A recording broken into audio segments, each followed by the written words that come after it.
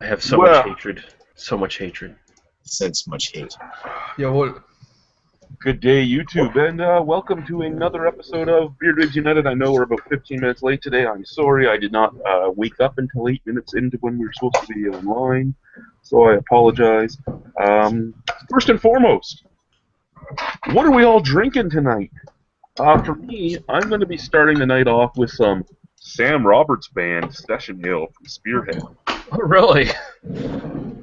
That tastes, brother. Hey, that just made my penis shrink. Like, good. I don't want your penis. You want to walk away, or no. Brother down, yeah. Man down. Walk away. I don't know. Yeah. Okay. So Nick, what are you drinking? I'm gonna crack open something that just showed up here in New Brunswick. It is Sawdust City's Long Dark Voyage to Uranus. oh, nice. And woo! Nice. Lisa. I am drinking Professor McDougall's Weissguy Hefeweizen from Garrison. It's their recent homebrew winner from 2014. Nice. Isn't the guy that made that homebrew on YouTube? Isn't it 5 CA or something? I don't know. He could be. Very well could be. Jake said something about that. I'm not sure. Anyway. Jake would know better than me.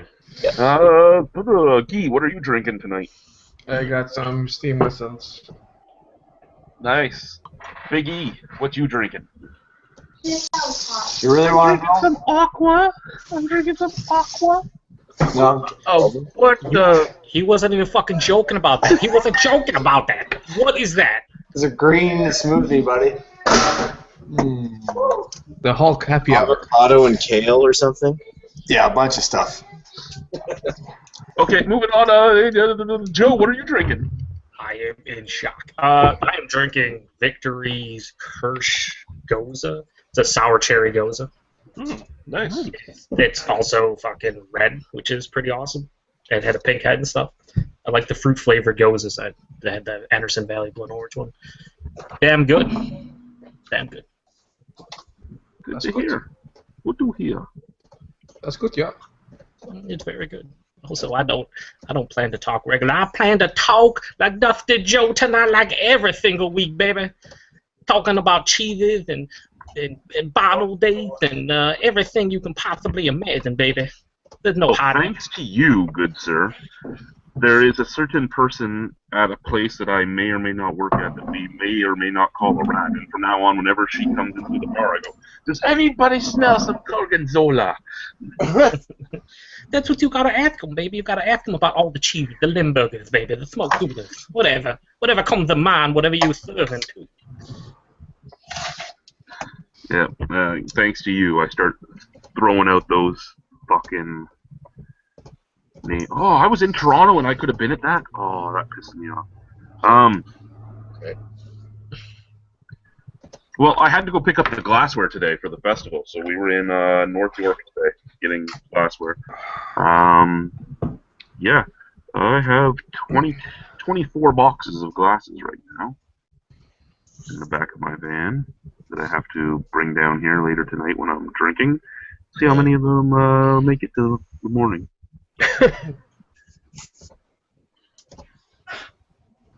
That's the game I'm gonna play. How many make it?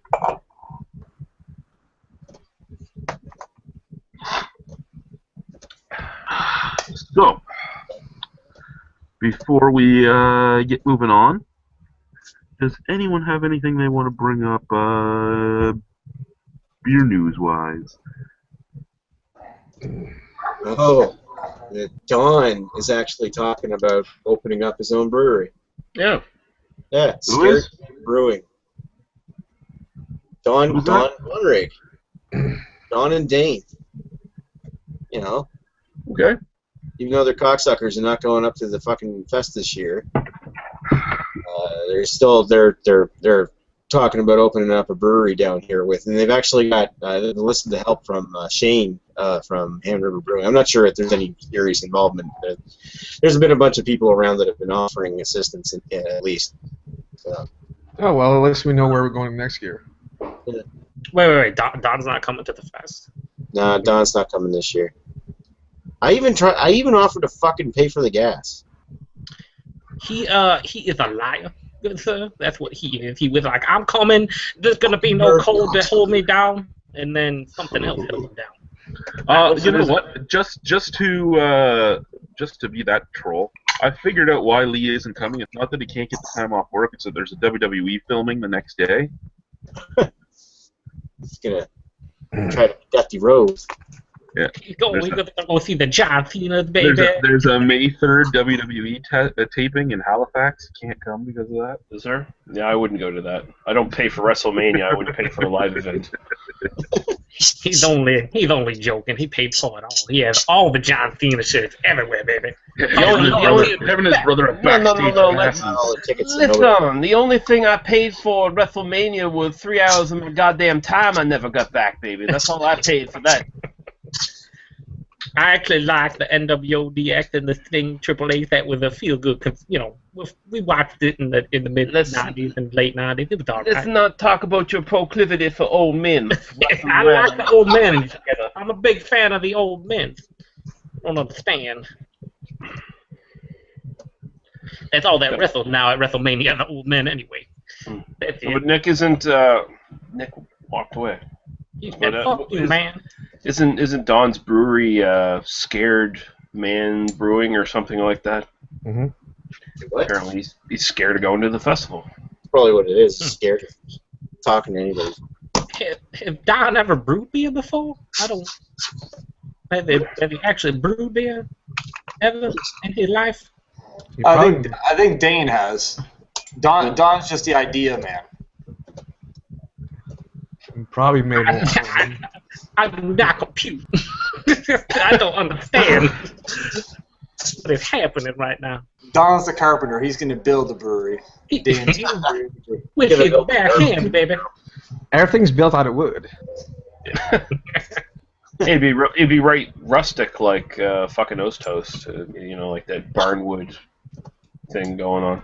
But remember, everything near the brewing area had to be recovered.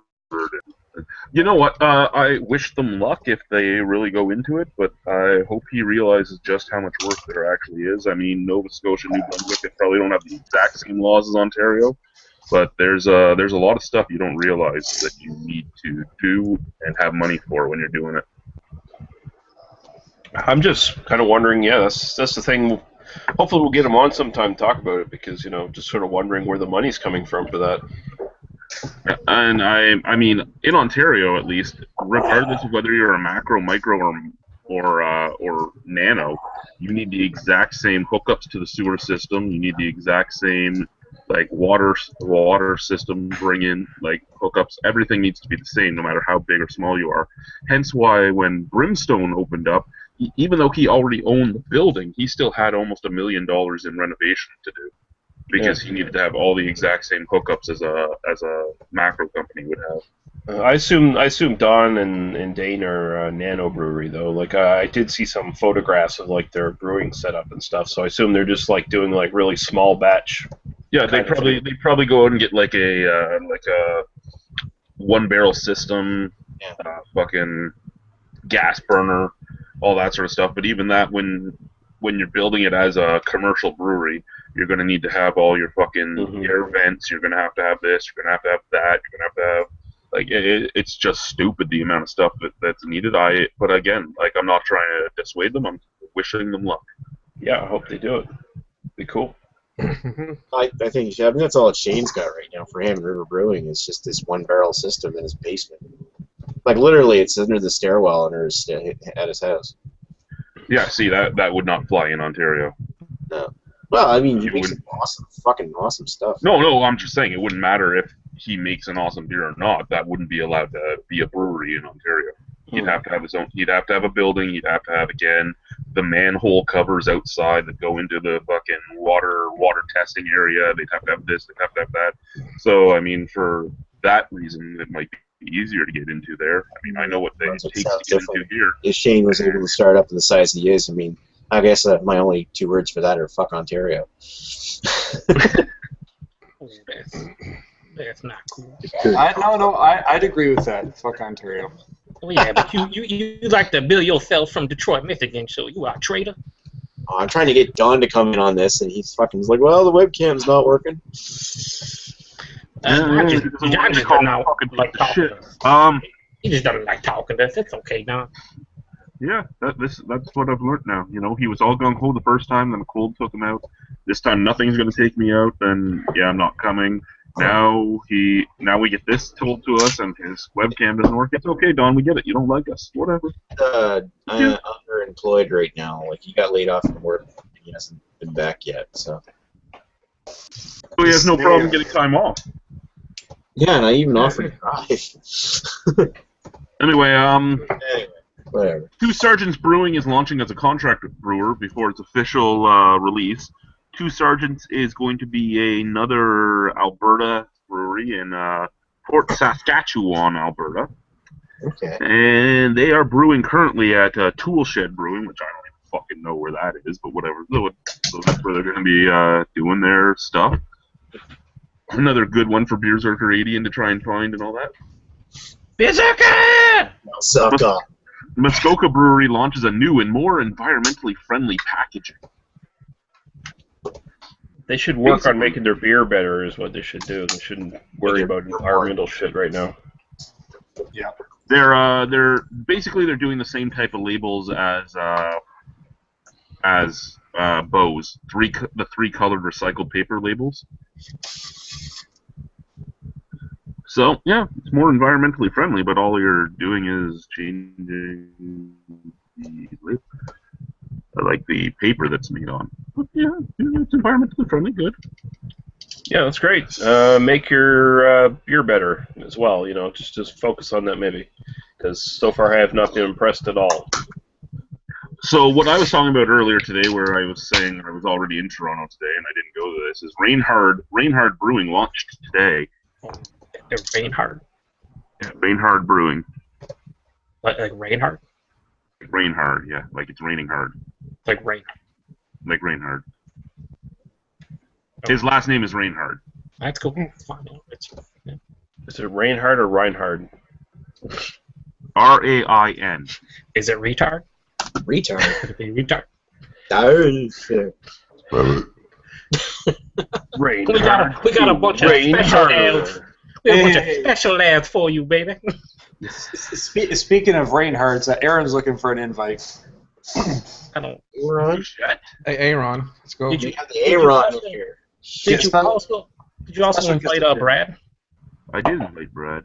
Did you? Because I saw him on Plus actually, but he probably gave up too. He quit. He has problems with Google though, doesn't he? Like you. Brad, a bruise on the review. Is it 420 yet? I do what it's doing. Oh, it's 420 for Brad. That don't stop twice on the clock, baby. That stops several times around. You get stuck.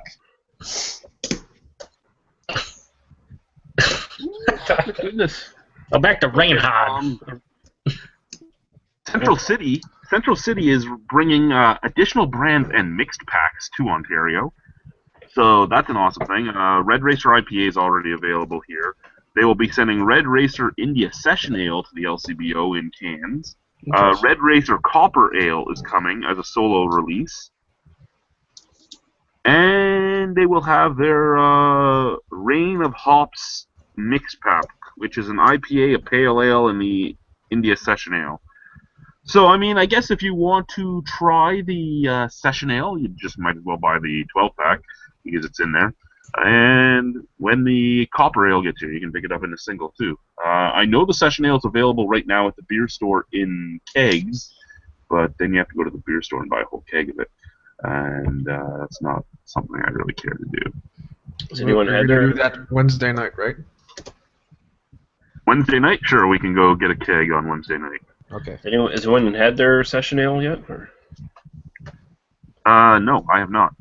Wait, whose Session Ale? Red Central Racer. City Red Racer. It's actually available here, but I don't think I picked it up. I think it might have been a little, quite old. It was in cans. Yeah, that was here. I'm on to my second Sam Roberts Session Ale. Okay, we do have some. What's the alcohol in your Sam Roberts Session Ale? Is it weak and 4.5. Oh, so the same as the Garrison one. But does yours have a picture of an amp on the label? I don't think it does. I don't think it does. No. Yours is Mine does cool. not have a picture of an amp on the label. Nah, pathetic. It has a record, though. A record on the label. Retro fucking bullshit. We have some comments. Very nice. Winter is coming, says, cheers, guys. I've been day drinking IPAs for the last 6 hours. Good for you, sir. Good for you. I approve of that message. Jimmy Jazz says, hey, Rhino, wondering what some of your favorite beers are that are more easily available in southern Ontario. Oh, God, that's opening up a can of worms right there. Oh, the Innocente, good sir. Everything Innocente. Well, Innocente is only available, really, if you're in Waterloo. We'll drop But, a lot. They're all 10s out of 10s, baby. They are They're well not all worth 10 out of 10s. There's Oh, some come on. good ones, but they aren't all 10 out of 10. Actually, I just had... 7 5s, 9 5s. It's all the same. I gave this one, which is their pale ale, their work avoidance, I gave it like a 5. It's... Yeah. Yeah. Would that be a 5 out of 4? No, that would be a 5 out of 25. No, it was a 5 out of 10. It's a beer that I could drink if I had to, but yeah, no, thank you. It kind of smelt like Innocent Bystander, and it kind of tasted like a watered down Innocent Conscience. And it's 3.4% alcohol, so it's actually really low ABV. But because it's so low ABV and it's so hopped, all it is fucking resin. There's nothing to balance it at all. You hear that, Dev? Stop brewing shitty beer. Oh no, I'm sure there's going to be people out there that love it. I'm sure there are, and I'm sure the evil one is one of them, since everything's a 10 out of 10 basically when he drinks it. That's right, I called you out. No, but yeah, no, there are going to be people that love it, and that's fine. It's a well-made beer. It's just something I don't like. It's not balanced at all to me, and what I'm slightly getting sickened with now is every session ale that's made right now, be it U.S. or Canada, they're all session pale ales. They're not actual session. They'll call themselves session ales, but they basically mean I'm a session IPA. Yeah, well, they're not. Yeah, they're not the milds. They're not the milds. Like, yeah. where's some nice milds or some nice bitters or some nice, like. To be fair, in the browns. States, they're really not referred to as session ales for the most part. They are called session IPAs. That was the difference that I saw with a lot of Canadian breweries. They use the ISA label, so instead of just an IPA. So you probably think it's not going to be as hop forward and whatnot, but they're all pretty similar. They're basically session IPAs. Yeah, but just focusing back on Jimmy Jazz's question there, Rhino. Do you have anything right off the top of your head from Southern Ontario that you would recommend? Right now, the LCBO still does have a lot of bottles of Whiny Bastard, so that's fairly easy to grab onto. There's still a bunch of bottles of Obsidian Porter from this year out there from Cameron's. The Cameron's Doppelbock is still out there in a large quantity. Some of this all over. Ron is looking for an invite. Ronald. Yep. Anything else in Southern Ontario that's really easy to get right now that's really good?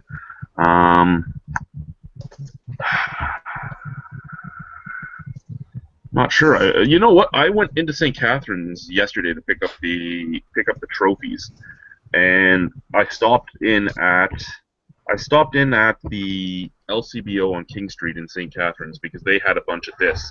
And if this is in your LCBO, it's really worth picking up too, the White Oak Savant. But I went in to pick that up because they had it at the King Street LCBO. Now, King Street LCBO is fucking downtown St. Catharines. It's pretty close to the Methadone Clinic. It's like Crackhead Central, right? Little tiny building. Walk in, 12 beers I can't get in St. Catharines there.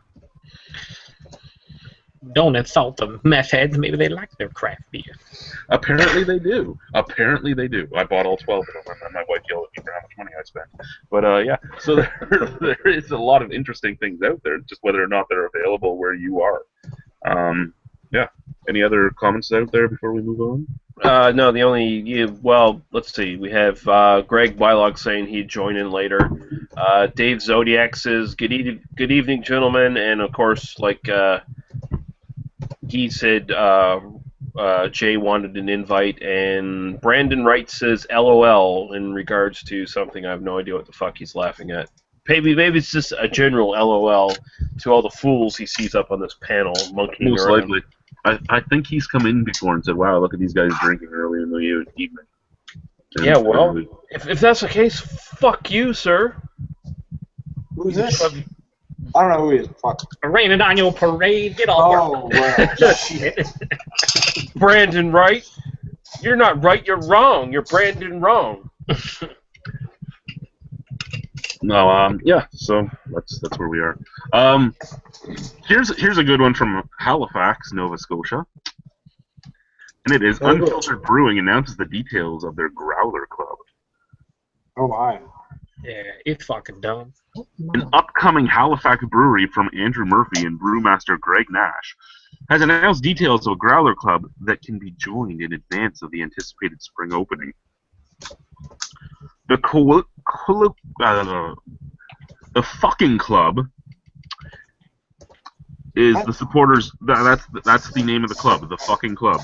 Mm-hmm. The supporters group features 3 membership levels. Level 1, $250 the first year, $175 every year after that. Includes a stainless steel unfiltered growler for 2 fills, 1 at purchase, and 1 on your birthday, which is your renewal. Discounts and priority access to other beers throughout the year. A branded glass, a T-shirt, and event and other perks. Level 2, wow, this is a big jump. And remember, this is Nova Scotia. Level 1, $250, and it's a brewery that hasn't opened yet. Level 2, $1,000 lifetime membership, includes all Level 1 items as well as a unique limited edition growler in place of the standard one. Oh my god. So, as long as they're open for at least 8 years, that one buys itself. Mm-hmm. Yeah, if they're going to last that long. And Level 3, $5,000 lifetime membership, includes all Level 1 and 2 items, plus a brew day with Nash, and a 20-liter keg of the finished beer. Holy crap, they are Okay, sabotage. Yeah, Your fucking club can go fuck itself, man. What's the what name I of was the brewery again? Unfiltered Brewing. They're- Unfiltered, and they call it the fucking club. These guys are worse than the craft heads. Yeah, they've been making a bit of a name for themselves, like splashing around social media, like here's our fucking club and here's our fucking beer and all this stuff, and they've been trying to gain a lot of attention, and then they come out and for when they were just started out doing that stuff, it's like I don't care, whatever. It's like BrewDog gets attention doing a lot of the same shit, making their name known out in the public and all that stuff. Great, and then they come out with this club, which is, I personally think, beyond fucking ridiculous. Like, the prices they're asking are just egregious beyond belief. No one's even seen what the quality of the beer is going to be. I mean, yeah, Greg Nash, that's great. How long is Greg Nash going to be even associated with this thing? Because usually he moves on right away. That's what I was going to ask you. Is this like an actual venture for him that he's going to be committed to, or is he just going to roll out after they brew their first batches? Because he helps a lot of breweries out, right? Like, he goes and helps and gets them all situated, and then Well, they that's take just over. Greg Nash has been he's a beer nomad. He's been at Pump House, Garrison, Rock Bottom, was at the Heart and Thistle for a while. When he left there, it went tits up. Mm-hmm. He's been everywhere in Nova Scotia, basically. Just about every brewery's been touched by him. Why is that exactly? Who? I mean, I don't know his name, but why is he all over the place? Is it that he wants to move on, or he's hard to work with, or what is his deal? I don't know. Doesn't like being staying in one place too long, according to his blog.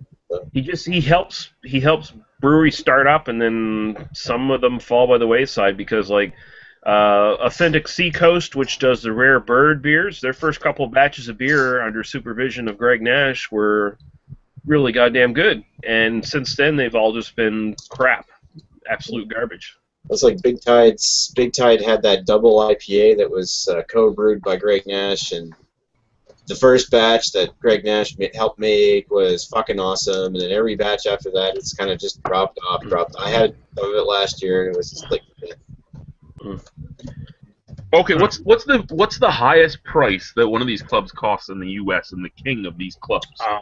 There's thousands of dollars, some of these. Hi, Ron. How are you? Jay, Ron. Folks. Yeah, good day, Ron. Sorry, I didn't want to leave him hanging too long before we got too deep into the clubs things. Cause, Why you plan on talking for a while, Stuart? No, but I can. How many do you remember of? None. I'll tell you, there's one like there are a couple like Tired Hands has one that's really expensive, a couple $1,000s, something like that. The brewery, believe it or not, I mean, you think that they may have some big ones, but I think their Hoarders one is, first of all, it's by invite only if you spend enough money in the other societies, and then it's $750 a year. What else is it? Yeah, I'm asking because I'm looking at this $5,000 a year thing, and yeah, I know that we've talked about, if somebody wants to pay it, they're going to pay it, and it's true. If somebody wants to pay it, they're going to pay it. But I think this is a first for Canada. I don't think any other club in Canada has been more than $250. What's Bose? Bose is 175 or something, isn't that their cap? Something like that. Yeah. Yeah. But they're Greener Futures or whatever, isn't it? Yeah, the Greener Futures thing. And they actually were around for a while when that came out, and it was, you were getting a special beer all the time. It's not, here's a growler, and you get 2 free fills of it a year. Yeah, and they had a proven product. They had a great product that was proven. This is a brewery that hasn't made anything yet. They're purely selling this on the name of having Greg Nash associated with it. You go out and there's hundreds of you. Say 100 people go and pay the $5,000, right? That's $50,000 that this brewery gets. The brewery's losing about $1,000 at the most out of it, and then they go tits up that first year. Those 100 people don't get anything. They're not getting their money back. It was all just pocketed. That's it. Yep. So like we'll give an example here. Tired Hands, as Ewart mentioned, they have 3 different tiers. They have 1, 2, and 3. 1 is 500, 2 is 1,000, 3 is 2,000. Here's the difference, though. Any one of those memberships, you automatically get a gift card equal to whatever you pay. So if you get a tier 1 for $500, you get a $500 gift card in addition to like 10% discounts, in addition to glasses and totes and all that. I was asking how much more expensive theirs was, because the U.S. has a lot of these things. That's why I was curious how high they go in the U.S., because $5,000 just screams, what the fuck, to me. Like, that's just what it screams. Yeah, it's outrageous. But it's one of those things too. Sometimes we're gonna break the mold. We're gonna set it up here, and someone's gonna pay it just because it's. Some people have get some sort of deal. Yeah, but I mean, what are you getting? You're getting for that $5,000. You're getting 2 growler fills. You're getting 1 when you first get your thing, and 1 on your birthday. You're getting a special edition growler. You're getting a shirt. You're getting a glass. Getting other perks that it doesn't say. And you're getting a brew day with Nash and a 20-liter keg. So, you know what? You could just start your own brewery, apparently in the area as a nano brewery for about the same price. You get Nash to come help you anyway. And, but yeah, I'm sure you could get Nash to come brew with you for $1,000. And you can buy a keg of beer, a 20-liter keg of beer for $50. And you can buy, it's just... It seems like this article or this news should have been posted exactly a week ago from today. Yeah, it just strikes me as being like an even more ridiculous form of the sort of BrewDog kind of campaign of promoting oneself. Like they're trying to promote themselves as like some sort of a edgy punk rock brewery that's not afraid to say fuck in their advertising material and all that stuff, and it's like, come on guys, brew some beer, get a reputation first before you even try any of this shit, because so far you haven't done anything. All you've done is mouthed off on social media. What you're saying is they come across as insipid nitwits. Well, they come off as all bluster and no substance is basically Yeah, right. Yeah. These BrewDog made the hardcore IPA, I feel like the difference is all these places are well established. Even the Tired Hands, the breweries and everything, they do the reserve societies and all that stuff, but they've been around for a while. They have a reputation. This place has no reputation. Yeah, that is the big difference, right? These places have been around for a while. Even Bose was around for a while. All these places were around for a while. This is a brewery that hasn't even opened. Nobody knows what their beer is going to be like. Nobody knows if they're going to last. Nobody knows anything about them, and they're asking for $5,000 already out of Even if they do last, what is their beer going to be like? Because newsflash, the Maritimes, there's a pretty goddamn fucking great beer scene going on here right now, where a lot of the breweries are actually making some pretty exceptional beers. What are you going to do that's different? What are you going to do that's amazing? What are you going to do that's going to actually justify the prices you're putting up for your little crowdfunding thing? Because really, that's all it is. It's a crowdfunding thing. It's not really a membership club. It's just a way to get a lot of money really quickly from beer nerds. So Correct. If Don's listening, Don, get on that Reserve Society. Come on, let's go. Come on, Scared Men all day. Let's do this. Yeah, you know what? Throw $5,000 there, Don, and maybe you can get Nash to come do your brewmaster. You just have to slightly talk about it when the other two guys at the Trinity aren't around. Hey, I want to open up a brewery. You should really open it with me. Most realistic people are not going to do that. I don't even think anybody who even has money to burn would do that. I think it's like you're saying, BrewDog, or whoever's saying BrewDog. It's a publicity stunt to get their name in the paper. I don't know. It's create hype. No one. I don't think they actually. Oh yeah, I think they know how to make the social media buzz go off, because after Lee sent me the link to it, I found it on like 8 different sites. So people are buzzing about it, and it's probably mostly because of that $5,000 level that people are buzzing. I mean, in general, I would be buzzing about it because you haven't even opened yet. How can you have a special society when you haven't opened yet? Yeah, because like I was saying, this is like an Indiegogo campaign, and when you see these things done for movies and things like that, they do exactly the same thing. They set these like unrealistic tiers at the very, very top that they don't really expect anyone to buy into. But somebody always does. Yeah, 1 or 2 people do, but they sort of do that thing just so, oh, they're asking this much money and you get this and this, and it's like, wow, they must be really serious about this, Yeah, but if they wanted to be edgy, I could think of some better things to do than cussing. That's the thing. It just comes off as really tired at this point. Like, it's like you're not edgy. You're not breaking any rules, really. It's like, oh wow, you're gonna say fuck in your advertising material. Like, who gives a shit? Is their website, is that the goodfuckingbrewery.com or whatever? I think it is. Yeah, I think it is. It's something like that. Yeah, it should be stupidfuckingbrewery.com. Are you kidding me right now? That's funny. Fucking ridiculous. I was thinking about that too when like the whole good fucking brewery and stuff. It's like, I understand you want to be edgy and you find it comical, but like it's more childish than naming your place fucking Orange Snails or whatever the fuck the name of it. What is that place? Orange Snail Brewing, yeah, Orange Snail. It's like even some of the dumb names you get. It's the Craft Heads. Yeah, the Craft Heads. The Craft Heads is the worst. Okay, Orange Snail. I don't know what that means, but it's not the worst. But to throw in like a cuss name just to seem cool, it's cheap. It's cheap. It's cheap, all right. Yeah.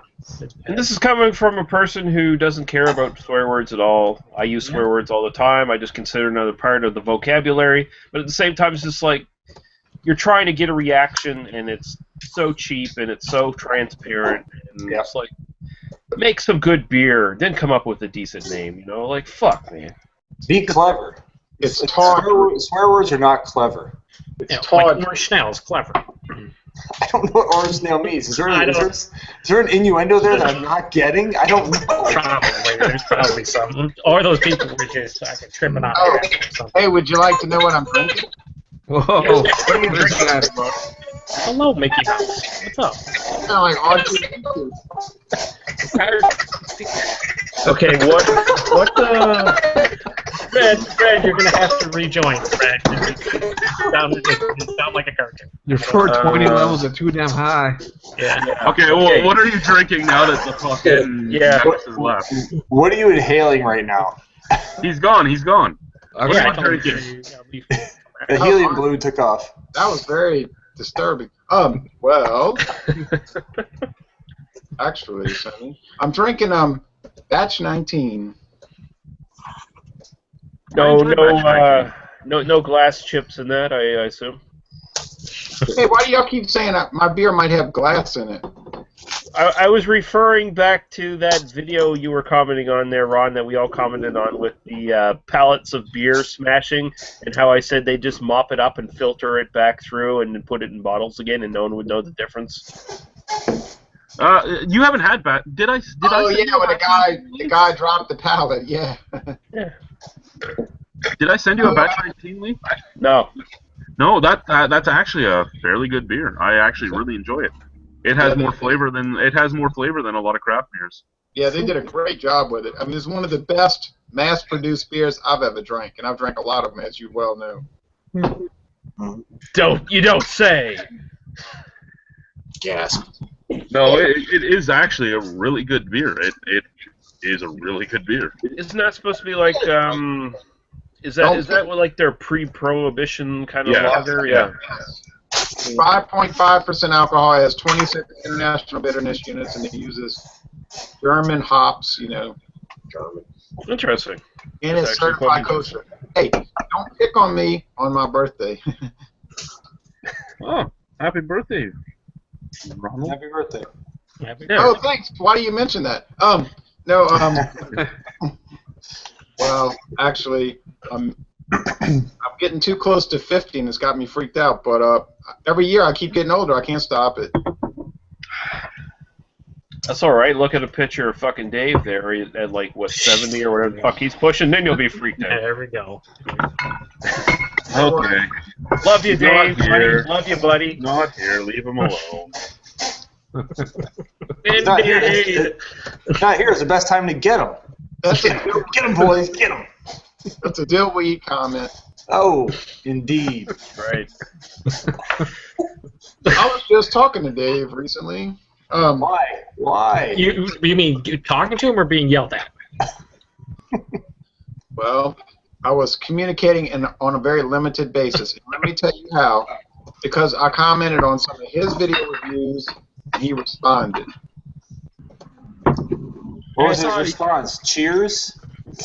No, Oh. it was a credible response. He actually didn't say anything ugly, and he responded adequately. Now, Actually, Dave does respond fairly well on his response. yeah, now he was talking bad about me today on some other social media with a certain friend down the road, but hey, I can take it. I can take it. I can take it.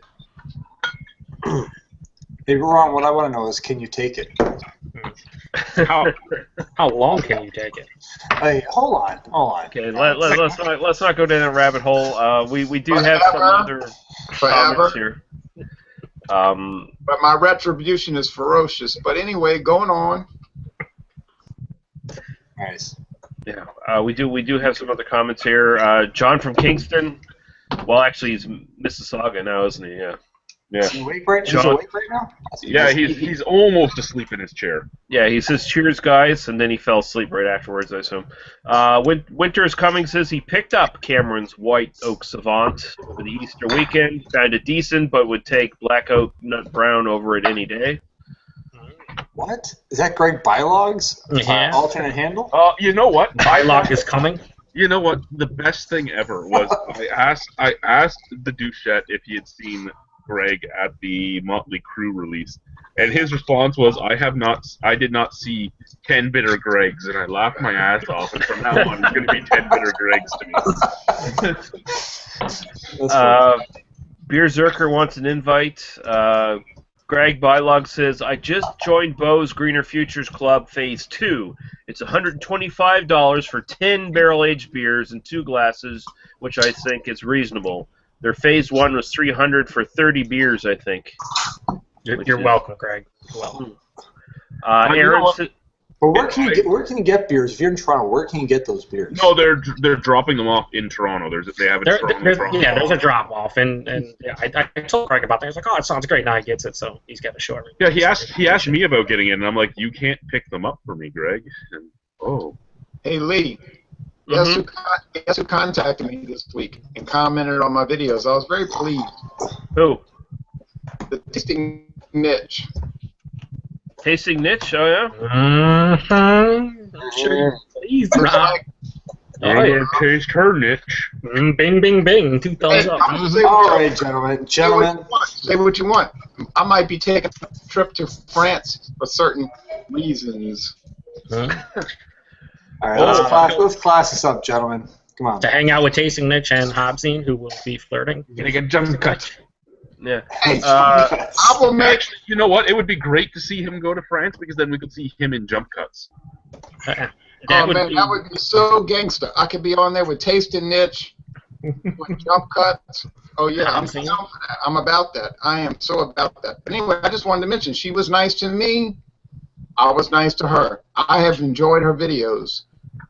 she's nice to everybody, No, yeah, she's very nice. Just too many jump cuts. especially Too many Rob. jump cuts. I'm the She's first a one huge to fan of admit Rob. that. I'm the first one to admit that. Hey, there's Matt Dapkins. Mm-hmm. It's him! It's him! It's that guy. It's that guy. Aaron says, "Evening, guys. Sorry, I'd have to like to join since I'm in Montreal this week, but I have some time to have a beer. But Wi-Fi here sucks. Apparently, going to crack either Yakima IPA or La Castor Pit Caribou Collab Black IPA, 30 cents. Apparently, I don't know what the fuck that refers to. Donrig13 says $5,000. No, I can get advice for free from local brewers and beer geek friends. And Marvin Stewart put some sort of Kickstarter thing that we're supposed to look at. Link, I don't know. I've had the pit caribou, 30 cents. That was good. Spam, spam, spam. Okay, you all saw the pictures of the person that was stupid and like stacked 13 fucking 2-4s on top of each other. Oh yeah. Title: This is why you don't stack beer. How many of you have stacked beer? I've stacked beer. Yep. Like I said in the comment there, I don't go in any more than like a 6-pack or something like that. Yeah, no, I mean, and then we had Paul. Paul got angry. You have to stack them if they're corked. You're idiots. Yeah, it was actually amazing. But how many stacked beer? I mean, I've stacked beer. I don't have a problem stacking beer. I'm not stupid. I don't stack friggin' 5 2-4s on top of each other on their sides. Yeah, I've stacked beer, but not excessively. Common sense should apply. Just the bottom shelf of the fridge, you just stack your 2-4 in the one line. Yeah. Or the crisper. The crisper's the stacked shit beer that you give to your friends who don't know what beer is. Yeah, it's purely a space thing. It's just like, okay, I don't have enough space on my top shelf to sit them upright, so I've got to stack them in the middle and the bottom and shelves or whatever, right? Yeah, well, my hot sauce shelf used to be a stacked beer or a bottle of wine shelf. Now it's a hot sauce shelf. I have to admit that I'm an anti-stackite. Oh yeah. Kick him out! Kick him out! He's banned. He's banned. You know what else he is? He's an anti-bent forklift lifting beerite. What? That video, man. Did you guys just look at that fucking forklift? The fucking thing was bent back. It was already gonna fucking kill somebody. Yeah, I don't blame the forklift driver. Somebody screwed up the pallets. That poor guy was caught in a trap. Well, he might have screwed up the pallets himself. He might have been the one who stacked them in the first place. He was driving the goddamn forklift. And you know what? If that forklift was built properly and it wasn't leaning backwards like it was, he might have actually lifted it without anything falling off too. But that's why here in Canada those stacks would have been wrapped. They wouldn't have just been there. Well, it looked like it was an Anheuser-Busch brewery, and it looked like it was Bud Light. So it wasn't. I don't know if it was their brewery, but it was at least one of their warehouses. Well, you know, the warehouses are usually contiguous with the brewery, right? Not all over the world. Oh, okay. Yeah, but you think they would spend the money to wrap their damn pallets, man? Like, Well, that's just it, right? Fucking a roll of shrink wrap costs $50, and it will wrap like 32 kegs. and man, does shrink wrap make a major fucking difference. You wouldn't think it does, but it really does. You can have pallets that lean like this, and if you got fucking shrink wrap on them, you can save them. Like, He is right. He's right about that. Lee's right, because I work in there's major shrink wrap usage.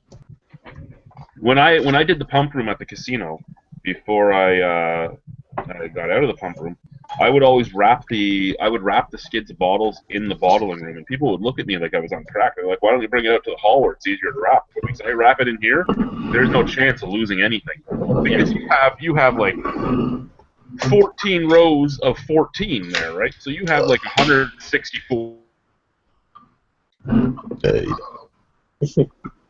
Uh-oh. Uh-oh. It begins again. Hey, y'all, that thing happened again. Mm. That thing. He booted his own chat. Well, it's true because shrink wrapping really does save a lot of pallets because a lot of times you don't know who's stacking pallets, and a lot of times they don't stack them correctly, even if they're all uniform boxes. You know, it's like. Yeah, and Lee, I don't think a lot of people that stack pallets at warehouses are erudite. Well, the problem with warehouses is they're trying to get product out really quickly, and they don't really take into consideration stacking things properly. They just want to stack pallets and get them out of there real quick on trucks. So Right, they'll stack a 60-pound bag of rice on top of a 10-pound bag of ramen noodles. Mm-hmm.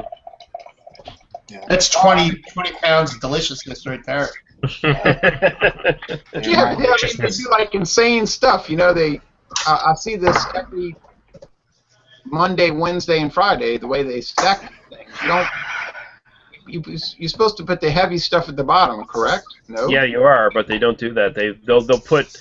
They'll put cardboard boxes of like little bit like they're basically packages of little bags of noodles or something. They'll layer that all on the bottom. Then they'll start stacking like, oh, let's put some fucking big boxes of like juice and shit on top, and then that'll last. It'll be fine.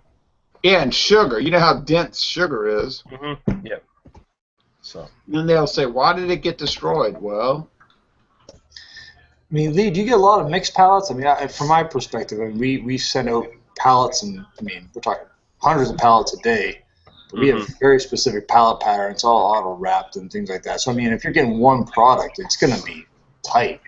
Yeah, we don't generally get pallets of one product. Like when it's like sugar, like Red Path sugar comes in big bales of like 10 or 20 packages or whatever. That usually is just one pallet, and they usually do keep that on one layer or whatever, and then maybe they'll put stuff on top of it. But for the most part, when it's just random things, they'll just jam it in a fucking pallet and wrap it up and send it out.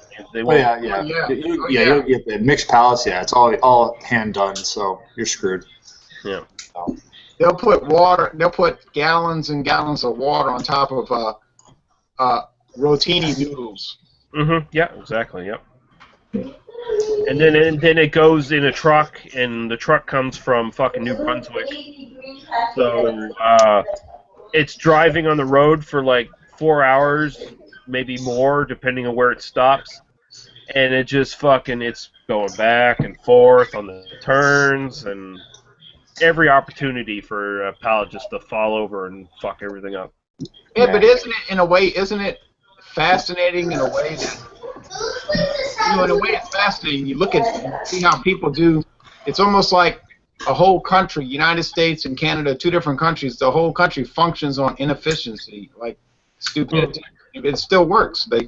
Well, our warehouses have a very, very high turnover of employees, so you'll get new guys in all the time who don't know how to stack worth a dick, and the bottom line is to get pallets out as quickly as possible so the supervisors don't care, and there seems to be this policy where the warehouse is always right. The warehouse cannot have losses. The warehouse does not make mistakes. The mistakes and the burden of any damaged pallets are always transferred to the actual stores. So yeah, but we get stuff all the time that is obviously damaged by the warehouse. Mm-hmm. Well, no, they throw damaged shit on the top of our pallets. Like, we'll have a pallet that's like 8 feet tall, and they might have like a damaged case of VH teriyaki sauce where one of the bottles is broken or something. They'll throw that on the top of the pallet upside down, and it'll leak down through the entire fucking pallet, and they'll send that out on a truck. I mean, that's what they do. Yeah, yep.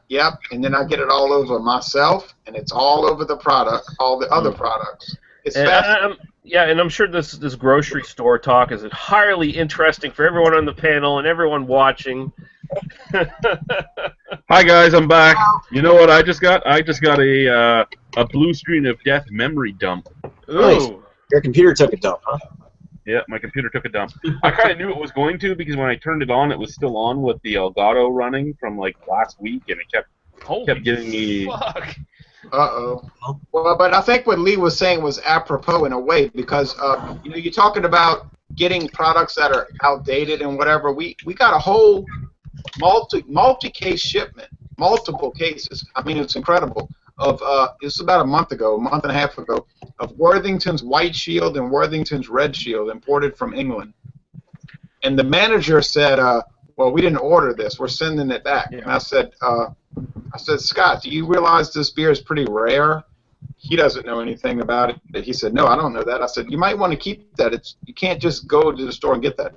Okay. So he says, go tell them to, we'll keep it. We'll keep it. All right. This was sent to us by Molson Coors, right? So, of course, I bought a bottle of each one, and I did a re-review. I did a revisit of the Red Shield and White Shield. It was, you know, of course, delicious. But I noticed when I was in there about 2 weeks ago, the beer said best before March 2014. So they sent us cases of year-old outdated beer. Now, They do that to us too, Ron. But the difference is we can't send stuff back to the warehouse. They won't take it back. They to clear out their warehouse, they will send in small amounts outdated stuff every week to different warehouses. Like for the last 3 months, we have gotten this weird fucking salad dressing that no one fucking buys. And it was all outdated. It's like a year outdated, but they sent it to us, and we can't send it back to them. We just have to throw it. You guys take the loss instead of them. Yeah, exactly. The warehouse never takes losses. So their attitude is, well, if you don't like what we're doing, go to a different distributor. Exactly. Yeah. But you can't do it because there's no one else to go to. Okay, I got it. I think it's funny that you talk about that though, Ron, because I did have a Worthington's White Shield sent to me with the glass and all that to review. And it was sent to me right from Molson Coors, and it was when they sent it to me, it was already like 2 months expired, and they sent it to me to review expired. And I'm like, okay. That's funny. That is bizarre. Yeah. Not that beer goes bad on that date anyway. I'm just saying that it was past their due date. Yeah, I think that happened to me with Lone Star. Lone Star said, well, this is a weird story. You want to hear a weird story real fast? Go ahead. This lady from Lone Star, which is Pabst Brewing, of course, she said, well, because, you know, I had put out some bad information about a month ago about people dying, for one thing, which, sorry, but somebody gave me that information as though it was the gospel. And then somebody gave me some information about a beer that had been discontinued. So I put a video up. I had to take it down. I felt so embarrassed. But so this lady from Pabst contacts me one morning, and she says, hey, did you make a video saying that Lone Star was discontinued? And I was like, oh, Lord, I'm about to get sued by Pabst. So I said, well, yeah, but I'm about to take the video down. She said, okay. She said, well, I noticed in the video that you had some cans and bottles that were the previous label. She said, we're going to send you the newest labels so that you can make new videos because we don't like the way you're showing those old labels. I said, okay. So they sent me a can, a bottle, and another can of the light beer, Pabst Lone Star Light. Okay, so I did the videos. But, you know, I noticed that I think 1 or 2 of the bottles or cans were expired, which was strange to me. You know, like, why would you send that? I think they keep it around as just for that to send out as samples. They're like, hey, it's expired. We're technically not really supposed to sell it. Let's send it out as a sample. Well, and also it's probably some PR monkey really far down on the rung who isn't supervised by anyone and doesn't really give a shit. And it's like, oh, here's the beer in the room that we can send out. I'm not going to look at it. I'm just going to send it out. Right, and it was only expired for about 3 or 4 weeks. No big deal, and it tasted fine. But still, it is strange that they would send you something like that. Yeah, like I was offered a shitload of bearded lady from Highland Brewing Company. Highlander will be at the beer festival in a few weeks, but he offered me as much bearded lady as I could store. He's like the only caveat is it's expired now, so you're not allowed to review it. So I'm like, yeah, I don't really need a bunch of expired light lager in my house there. Thank you though for the offer.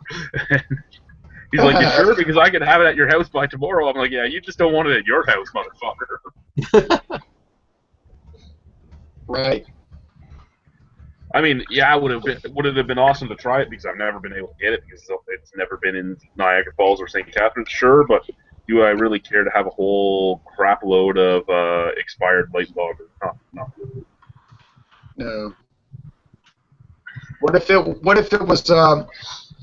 was Santa Claus Classic from 1999? Well, Matt would have killed me if I didn't accept it then.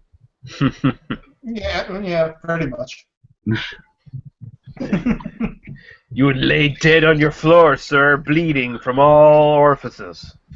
I just put some tussin on the wounds, or Santa Claus. They're both the same thing. What if it was Bigfoot barley wine style ale from 1984? Bigfoot barley wine has to be 20 years old before you're allowed to drink it. I think that's a rule. I think it's actually a federal rule. They wrote that into the Bill of Rights or some shit like that. So Matt, you would drink it, Matt. That's constitutional. What do you mean? Not Bill of Rights. Yeah. Constitutional. Oh, sorry. Bigfoot barley wine? Hell yeah, I'd drink it that old. Why not? Oh, do you guys remember the March Madness beer madness that we did? The huge fucking brackets of different beers. The finals has already been voted on. We're waiting on the results. The two beers that made it to the finals were Péché Mortel from De Ciel and La Saison de Tracteur by Brasserie de Brasserie de Monde or I don't even remember who does Tractor. 1 second. Let's Shawinigan. Sorry, Shawinigan, Quebec is True to Diable. Yeah, True to Diable. So it was two Quebec breweries that made it to the end. The last four beers to make it was True de Diable, Saison, Steam Whistle, the Muskoka Mad Tom, and Péché Mortel. I knew that Péché Mortel was going to beat Mad Tom. I didn't think that the Saison was going to beat Steam Whistle just because Steam Whistle has such a huge cult following of Toronto hipsters. I didn't think it was going to lose. And out of those two, I'm kind of curious which one's going to go. I personally voted for Péché Mortel, even though I don't like it. I think it's a much better made beer. I'm joking. Build up. Well, I didn't hear a thing of that. Fucking.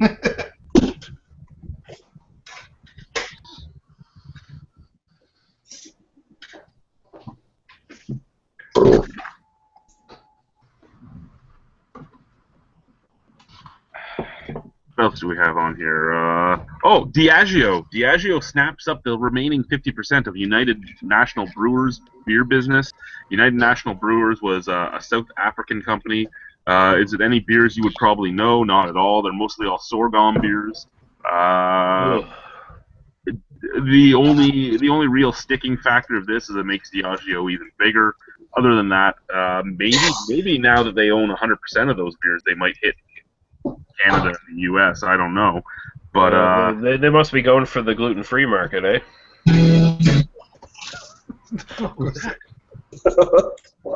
What the hell was that? Was that a vacuum cleaner having an orgasm, or what's going on there? Yes, that's exactly it.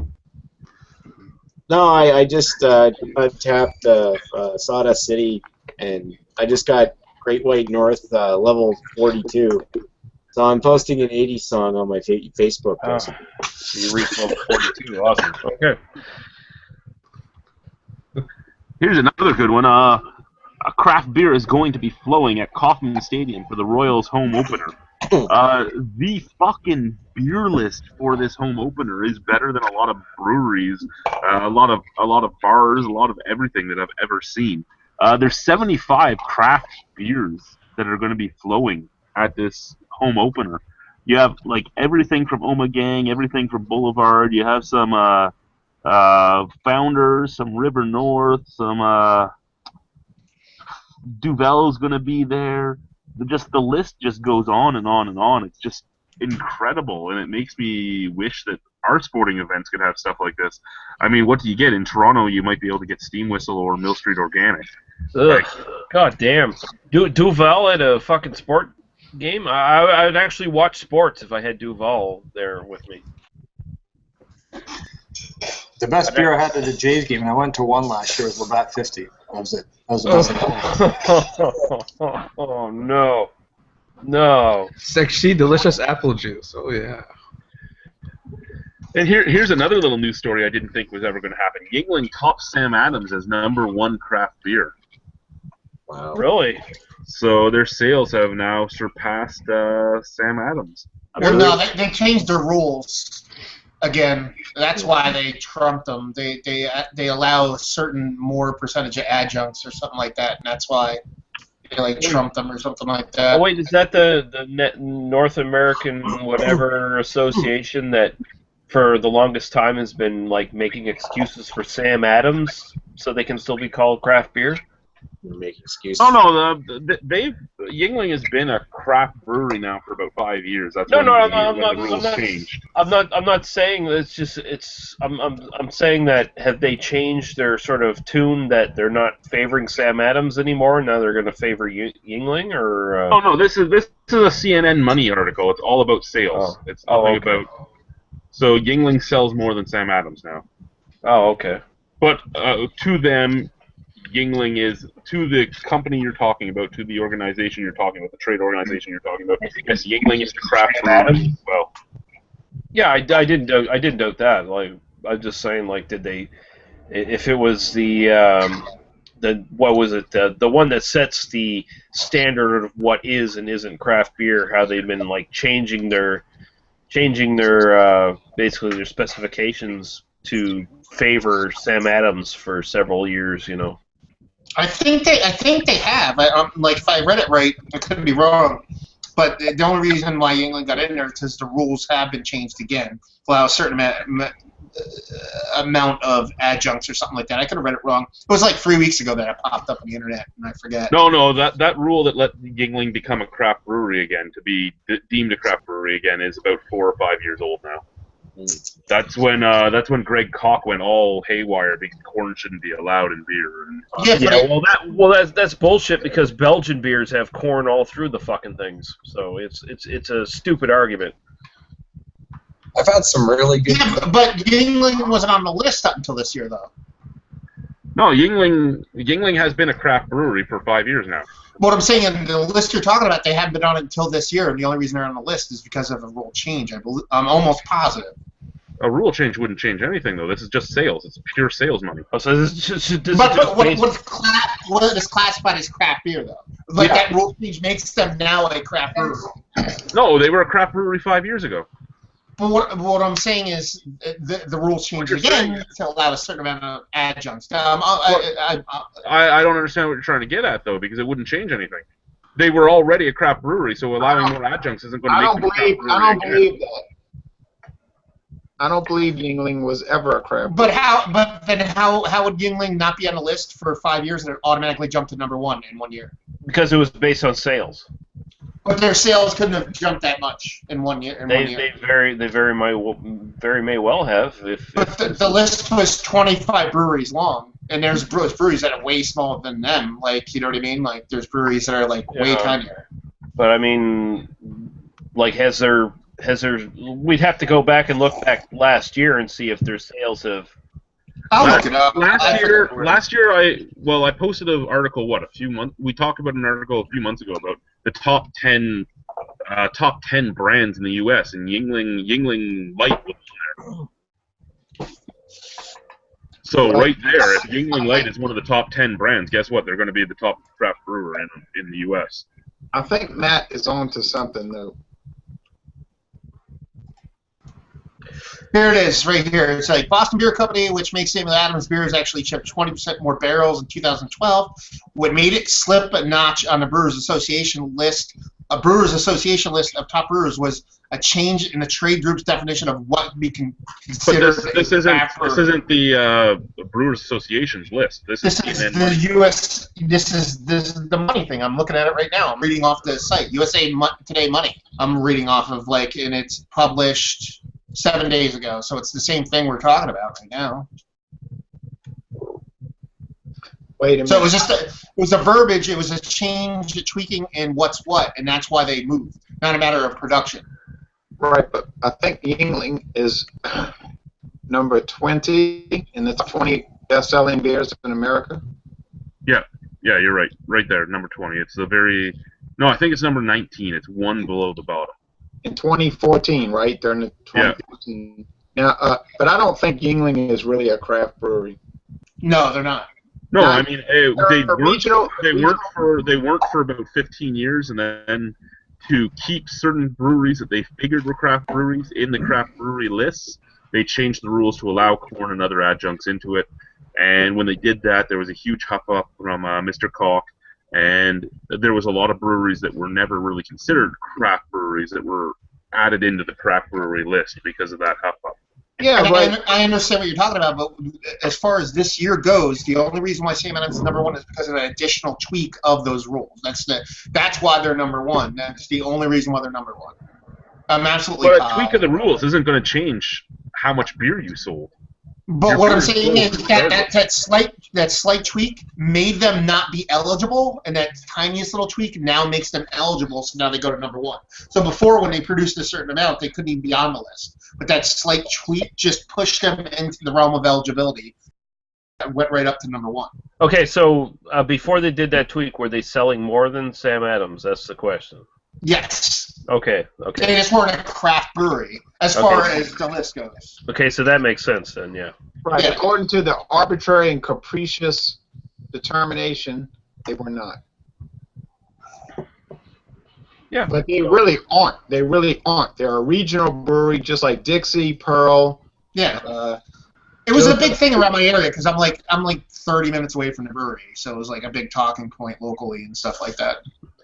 So either way, the definition is for craft brewery, according to that definition is... The definition always used to basically just be no adjuncts and size. And then they added adjuncts and they kept size. And then they brought in a certain percentage of foreign ownership. You have to be under, 20% foreign ownership. And like the rules keep changing, which just proves that craft beer is an arbitrary even term. Because every year when they have their fucking little Brewers Association meeting, they change the fucking rules. Mm-hmm. And the point is, I mean, just to get to the base of it, if you were to get in a room of like whoever, brewers or whatever, and you were trying to argue who's craft, there would be way more people arguing Sam Adams' craft than Yingling. Yingling's more like a Moosehead, you know what I mean, as opposed to a Sam Adams. You know, good thing, Moosehead. That's a good. The difference between Yingling and Moosehead is Moosehead actually has a full-on craft line that does full-on craft beer. Well, Yingling does a porter, black and tan. They do a we're not talking about a porter or a black and tan that's just acceptable. We're talking they do hop bod and everything else that is better than some actual full-on craft breweries. And I'm not trying to talk about style. I'm just saying they do more than just plain adjunct lagers, but they don't do what I personally, or I think a lot of people personally consider craft. I think it's arbitrary. I think what Yingling is a regional brewer who does some craft beers, just like Dixie in New Orleans before they were destroyed. But they're still in business, but their brewery was destroyed. They were a regional brewer who did some experimentation with craft beers, even back to the late 80s, with things like their white chocolate mousse beer and their black and voodoo and their crimson voodoo. But they weren't really a craft brewery. They just got involved with the craft beer scene 25 to 30 years ago.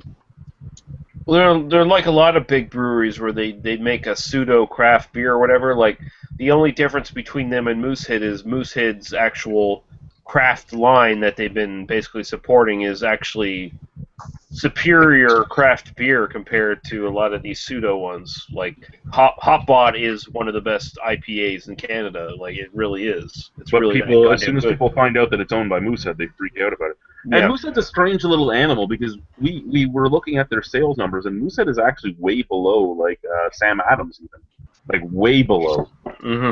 Hey, before I go make my hot tea, when did the term craft beer really come into use? I'm curious about that. I hope it dies. Yeah, I but hope it fucking just absolutely dies. I remember back around 1991, 92, 93, 94, people would never say craft beer. I always remember people saying microbrew. Yeah. I mean, no offense, I've been listening to you guys, but a 20-minute discussion on craft and macro and sales, and it doesn't matter, it's beer. And a story, beer. Fucking beer. Interesting to study. Joe, are you channeling Red Fox this week as opposed to any other wrestler? Because you definitely sound like, oh, what's going on? Oh, Elizabeth. Listen, baby, I'm talking about the death of craft, the word, baby. Let's just kill it right now. Dead. When I talked to the guys from GLB, which was one of the first craft breweries in Ontario, they say that they did use the word craft back then, but it wasn't what they pushed with. They pushed with micro. So I'm going to guess in the mid '90s when all these advocate groups started coming out for the craft side is when craft actually got pushed hard as the PR term for their brewery. Because I know Wellington didn't start using craft. Like, they'd use craft every once in a while. We're a craft brewery, but they didn't start using it to be their PR push until well into the 90s. Yeah, because craft really is a PR push. It's really saying we're the nothing but the PR aspect. Yeah, we're the natural real people who make real beer. We're not making these synthesized chemical concoctions, baby. We're not throwing these dead chemicals in this, and we're not gonna put some GMO stuff in, some gluten and some stuff like that. We're making the real beers, baby. We're not sitting around. Oh, Lee Russell, baby, you got it 100% correct, baby. It is number one. It is handcrafted, baby. It's handcrafted. I don't craft it with my feet. That's right. I don't let me craft it with my compliment you. Let me compliment you, sir, on saying how correct I am. That is so beautiful, baby. I love that. I love it. It is, man. You are on point tonight, good sir. I'm so sorry that Joe is so bored listening to theoretical. No, I'm not bored. I'm just saying. You see a lot of people have, the whole craft versus macro and stuff. It's just it's beer. There's Even though I will sit and listen for hours and hours of discussion about obscure Ontario beer regulations. Oh, I also want to poke myself in the eye repeatedly too when that happens. Now, I'm just asking about the craft beer thing because I have a document in my hand from 1996, and it's interesting because it's talking about beers, okay, and it says, just caught my eye a few years ago, it says American Originals, that's what it's called, American Originals, and it says, this line of full-flavored craft brewed beers debuted in late 1995 in select cities. Black and Tan Porter, Faust Golden Lager, and Münchener Amber are crafted in the style of the turn-of-the-century beers brewed by Adolphus Busch. And I just said, wow, they were using the word craft beer in 1996, so I was just curious how long that terminology's been around. That's probably when it was, like, first really popularized. I mean... 20 years ago, okay. Yeah, probably around then, I'd say. Before then, there weren't really many sort of craft breweries, if you want to call them that were big enough to call themselves anything but microbreweries, really, because they were pretty much all small. What do you think people would be calling craft beer if Anheuser-Busch and Molson and all them actually thought they were a challenge back in the 80s and 90s, and they actually trademarked the term craft before the craft breweries did? Artisanal. Specialty beer. Artisanal is the next word, anyways, so it'll be. It's like if rap becomes hip hop. Alternative brew. Terroristic beer. Independent. Independent would probably be it. Independent breweries would probably be it. That's probably a better name in a way because so many have been bought out. Yeah, ones that are not associated with big macro brews. Probably independent breweries. I mean, local. They're already saying local, but it'd be more local. Yeah, here in this 1994 Miller document I have, it says microbreweries and brew pubs. It's from Miller Brewing Company, 1993. Oh, I'm sorry, 93. Okay. I am frightened by the idea of a Miller brew pub. It says, well, you see, I used to write letters to these companies, and they would send me all this literature, you know.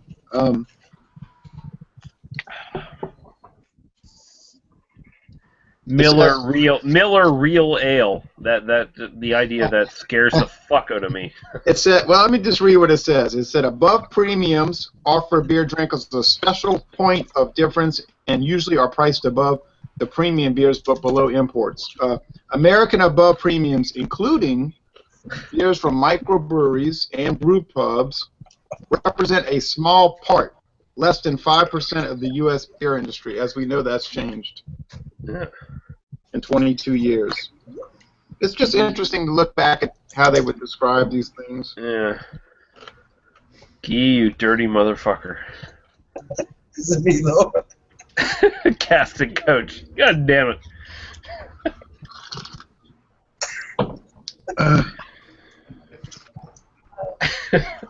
Actually, Miller line of craft beers in 1993. King Kong albino, is there any other topics, good sir, that are centric to the Ontario province? Oh, no. I don't think we've really talked about anything so far tonight that's really been Ontario province. It's always Ontario province, good sir. Really? There's a beer reviewer going to Canada next month. Video beer reviewer going to make a trip to Canada next month. Going to Ontario? Canada's a big country. Yeah, I say we talk about Quebec. Is it? I heard about that. He's going to Toronto, I think. Eric Fraunfelter. Oh, well, there's Cantillon on every corner in Toronto, so. I thought he was going to Montreal because he wanted to know about the Montreal beers. Yeah, exactly. What's going on in Montreal these days? So I want to know. No, if he's going to Montreal, he's going for the hookers, is what he's going for. He's not going. I don't know anything about prostitution as it relates. There was a nice article posted, which was the top 5 Mexican beers to drink when you're in Mexico, and I looked at this list. I've had 4 of the 5 beers they've listed. Only one of them I hated, but I looked at this list and I'm like, really? Because everybody that goes there tells me that they have a booming beer scene that has a lot more to do than just Busch, Coors, and Miller. But anyway, the 5 beers they have listed is Victoria. That's the one I have not had. Corona Familiar. Corona Familiar is okay. There's nothing wrong with it. Dos Equis. Nothing wrong with it. Negro Modelo. Now I know that some people love it, but I fucking hate that beer. And Bohemian, which I don't really have a problem with. But I looked at this list, and I'm like, really? Those are the 5 beers you're going to say that you should drink when you're in Mexico. There's one of them that I have not seen outside of Mexico because I've never seen it in any of the stores I've been at. The other 4 I could get either in Ontario or in Western New York without a problem. There has to be something better to try. That's an article for North American tourists. That's what it is. It's not for craft beer lovers. It's an article for North American tourists. Yeah, a travel agent wrote that. Exactly. You'd think that a travel agent would at least look for a few more obscure beers that have the exact same flavor as those ones, though. Well, they wouldn't. Why? They're not available. Yeah, they're not paid to do that. You're filtering North American people into safe environments in Mexico. You're filtering them into safe motels where they're not going to get their heads chopped off, they're not going to be murdered, and they're only going to sell stuff that is basically comparable to the macro beers they drink in the United States. I think Victoria's a pretty good Vienna lager. One J. Terrio looked confused, Rado, when you said you hated, I believe it's called Negro Modelo. I don't. You know the way I feel. We're perfectly fine to disagree with our profile. Yeah, Negro Modelo. Now let me say this about Negro Negra Modelo, I think, is a very good beer. It's not super flavorful, you know, but and I really enjoyed it because I did a project, as you might know, for them last year, and they sent me a bunch of spices. They sent me a cutting board. They sent me 2 beautiful glasses, and they sent me a bunch of money to buy Negro Modelo beer, which I bought $50 worth of it. Now, but I told the lady that contacted me, I said, I'm not just going to get up there and brag about the beer because you sending it to me.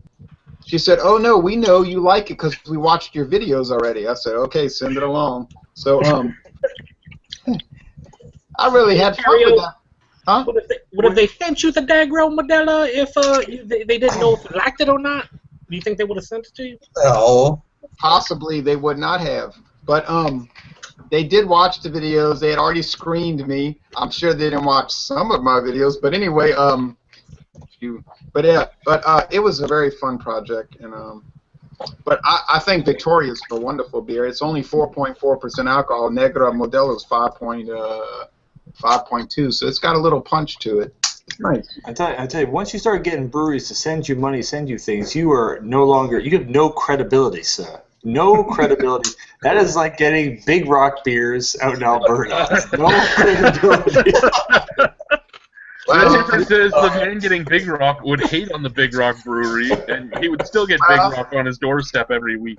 Look at Brad here. That back up. Let me correct you a little bit. First of all, they approached me. I didn't approach them. Hey, it's you getting paid. You are getting paid. That's all that matters. I was bragging on that. You accepted it. You getting paid. You're on there. You're on the clock. I was bragging on the beer already. I didn't know these people. All I'm gonna say is, Brad, you fucking whore, you goddamn whore. Did I ask NBEV to call me? No. I was happy to be a whore for a while. If I saw NBEV's number on my phone, I'd freak out. I'd think I'm getting a cease and desist fucking call. But honestly, out of that list of beers, like, the only one I could think of that would be halfway decent is, I have not had a couple of the ones on that list, but Dos Equis Amber would be the one. Like I said, I've had 4 of them. 3 of them I'm okay with. 1 of them I don't like. The other one I haven't had. I just found it that I hear huge tales about all the beers you can get in Mexico, and that even just non-craft brewers, even regional brewers in Mexico are amazing, and nobody hears of them. And then there's this list that is all this stuff that you can get outside of Mexico, and I'm like, yeah, really, but you won't see those craft breweries anywhere when it comes, like, again, it's all about tourism, right? It's all about filtering North Americans to Mexico to give them revenue. You won't see the craft breweries involved because, A, all the big breweries that own all those breweries in Mexico, they're the ones who are partnered with the hotels and stuff. They're the ones that are selling that shit to the hotels, to American tourists. Right. Heineken Mexico is probably sponsoring half the Cinco de Mayo celebrations in Mexico, which is not even a Mexican holiday. So, yeah, he's right. Exactly. So, if you want to find the Mexican craft breweries, you actually have to take it upon yourself to travel through Mexico and find them at your own risk, of course, because you might just be beheaded because you're an American tourist. But, you know. I did that last year, Lee. I drove to Mexico, and I went to 4 different cities, and I walked around buying beer. And then I got yelled at by the U.S. Border Control Service, telling me I was crazy to go to Mexico and why am I doing this, and I got searched, body searched and everything, and but I did find some fascinating and bizarre Mexican beer brands that you would never see over here in America, you know. You were body searched? Please, Jay, tell me they didn't use a rubber glove. Oh, let's not go into details of this. It's something I not want to picture. I don't want to talk about it. I kind of do though.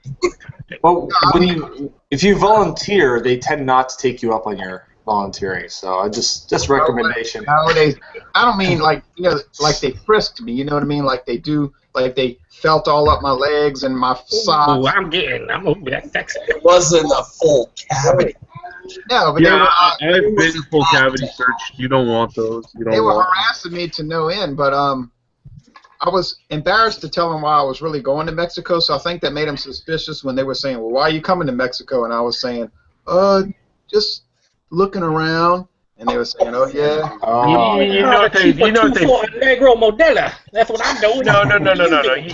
You know what they thought Ron was? They thought he was a contract killer coming down to kill some sort of delegate or something in Mexico. I don't know what they thought, but it was a big hassle. But the last time I got hassled, I was sitting in that room for like 20 minutes, and I was like, oh, Lord, what's going to happen? I saw these big jail cells down the hall, and I said, I don't need this. So, this guy kept asking me. He was a lieutenant colonel, and he kept saying, you're telling me you came all the way to Mexico and you got these beers in this bag? He said, and who retires from teaching when they're 40-something years old? I said, all right, look. I said, I got a video show on YouTube called Louisiana Beer Reviews, and I was embarrassed to say it, but I came down here to buy a bunch of obscure beers that I can't find back home. So he starts looking it up on the internet. And he just busted out laughing, and he said, oh, man, what do you think about Olympia beer? And he started talking to me about beer, and then he said, I'm going to fix – he's typing, I'm going to fix this. You go back over there tomorrow, and you can get that Cerveza Superior, and no one's going to stop you. I guarantee you, you are not going to get stopped. So apparently it was some kind of misunderstanding. They thought I was up to no good, but I was just really literally buying beer. And it was fun. Except for the getting searched 4 times, but otherwise. You were a great time. You were basically one URL away from being beaten to death. Yeah. Essentially. Yeah, because when I was walking around in Nuevo, I was in the town of Ciudad Miguel Alemán, and I was walking around, going to the store, and I was wondering why I had all these army soldiers hiding behind this big concrete wall, and the guy told me, yeah. He told me when I got back, he said, don't you know they had a shootout last week and 10 soldiers got killed? I said, I didn't know that. Well, you gotta know that, baby. Wait. Jay, so what you're saying is some guy stopped you at the border and you said, don't you know who the fuck I am? Is that what you just said? You literally just said, don't you know who the fuck I am, motherfucker? We see the peer reviews. Come on, motherfucker. Got it, 2-4. Sorry, sir. Sorry. I did not say it that way. I said it. This is officer. This is so embarrassing. I'm Jay Ron Terrio from Louisiana Beer Reviews. You may know me from my hits on YouTube as. You may know me from various shows. You can laugh, and you can mock. But once I brought that up and he looked it up on YouTube, he everything changed. Everything was just like. He's right. This guy is fucktarded, man. Well,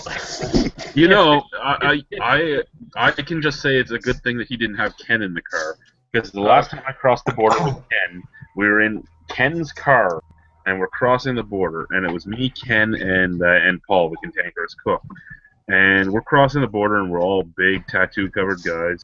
And they're like, where are you going? And Ken, being Ken, goes, hey, we're taking him back home to the albino farm. The albino farm in Alabama. That's what we were doing. We were doing a road trip. And we got pulled over, of course. And then we get pulled over, and as he pulls over the car, he looks at us and goes, oh, guys, I'm sorry. We're like, what do you mean you're sorry? He goes, my kit's in the back of the car. I forgot to take my kit out before we traveled. Yeah, we all got full body cavity searched. His kit would be his military kit, so he had his gas mask and everything else in it. And yeah, that was an awesome time. And I'm glad that you didn't have Ken in your car. No, and I didn't even bring a. Oh wait, never mind. I was going to talk about a weapon. Never mind that. But because I didn't drive across the border, so that's irrelevant. But I walked across the border. But Man, you just get crazier and crazier, man. No, when I went to Canada, they asked me, they're slick. These Canadians are slick. The lady says, oh, when you drive in the United States, do you carry a firearm in your vehicle? Now, in other words, what she meant was, do you have a gun with you right now? Yeah, but they're polite. They don't ask you like that. They say in a roundabout way. You look like an axe murderer. You know, like Paul came over. I thought Paul was gonna get pulled over, body searched, raped, whatever. They were afraid of Paul. Yeah, they gave me hell when I was trying to go into Mexico when I went to Matamoros the first day. I was about to cross into Mexico, and here comes this guy with this big rifle and this camouflage. He says, "Where are you trying to go?" I said, "Well, to Mexico." He said, "Give me your passport." I said, "All right." He went into a room for 20 minutes, and I said, "Oh, well, who knows what's going on now?" Crazy white man. Crazy white man. Yeah, I feel as if the Mexicans don't like you. It seems like they're not a big fan of Jay Perry or Louisiana beer reviews right now. They don't know who you are. That's the problem. You should have explained it to them. I know what it is. I know what it is. Fucking beer sampling with Dave is paying off the border guards. Oh yeah, get on top of it. I like it. Well, you may not necessarily be wrong, but he's got them on orange for guys out of Louisiana beer reviews. Gave me that passport back with an ugly look, and I crossed into the border. And I want to say this about Mexico: no Mexican officials gave me any trouble whatsoever. Ever. It was the American people giving me hell. So they think you're crazy. They probably think you think you're my Yeah, they're like, why is this motherfucker trying to drive you into Mexico to get beers? What is he doing? I'm sorry, I walked to Mexico. I didn't. What is he walking? Why is he coming to Mexico? There's no reason. Why is he using his legs? That man must be crazy. But let me say this, Average Joe. I was able to make some awesome scores. I picked up Tecate Magnum. I picked up Dos Equis Radler. Dos Equis Radler. Hang on, is Tecate Magnum a combination of Tecate and Magnum Malt Liquor? Because that sounds good. I'm gonna name off the title of this article just for Joe. Sell beer for home consumption at Ontario bars. Proposal. I'm not laughing. The Restaurants Canada announced a proposal to the Ontario government which would allow bars and restaurants to sell draft beer for home consumption, much like is all over the U.S. and much like is available in Nova Scotia, Newfoundland, Quebec, Manitoba, Saskatchewan, and British Columbia. Every other place but Ontario, because this stupid. Alberta's not on that list. Oh, but Alberta gets all kind of crazy beer, so they're exempt. Hey, Chad, anything that's less regulatory, you know I'm going to support it. But Alberta's got growler fills at like liquor stores, so yeah. Alberta has whatever you want. Ontario has that now too, though. I mean, there are LCBOs that do growler fills. What? Yeah, it's very, very rare, and it's in buttfuck nowhere. And it's all Lake of Bays, right? I'm sure. No, it's Grand River. usually, what is it? The Sleeping Giant or whatever it's called does it. A lot of them. Oh, up at Thunder Bay. Yeah. Figures. Here's a good one. This one is the taste test, the best and absolute worst gluten-free beers. So they did a taste test with Unity Vibration Bourbon Peach American Wild Ale. That's a huge fucking name.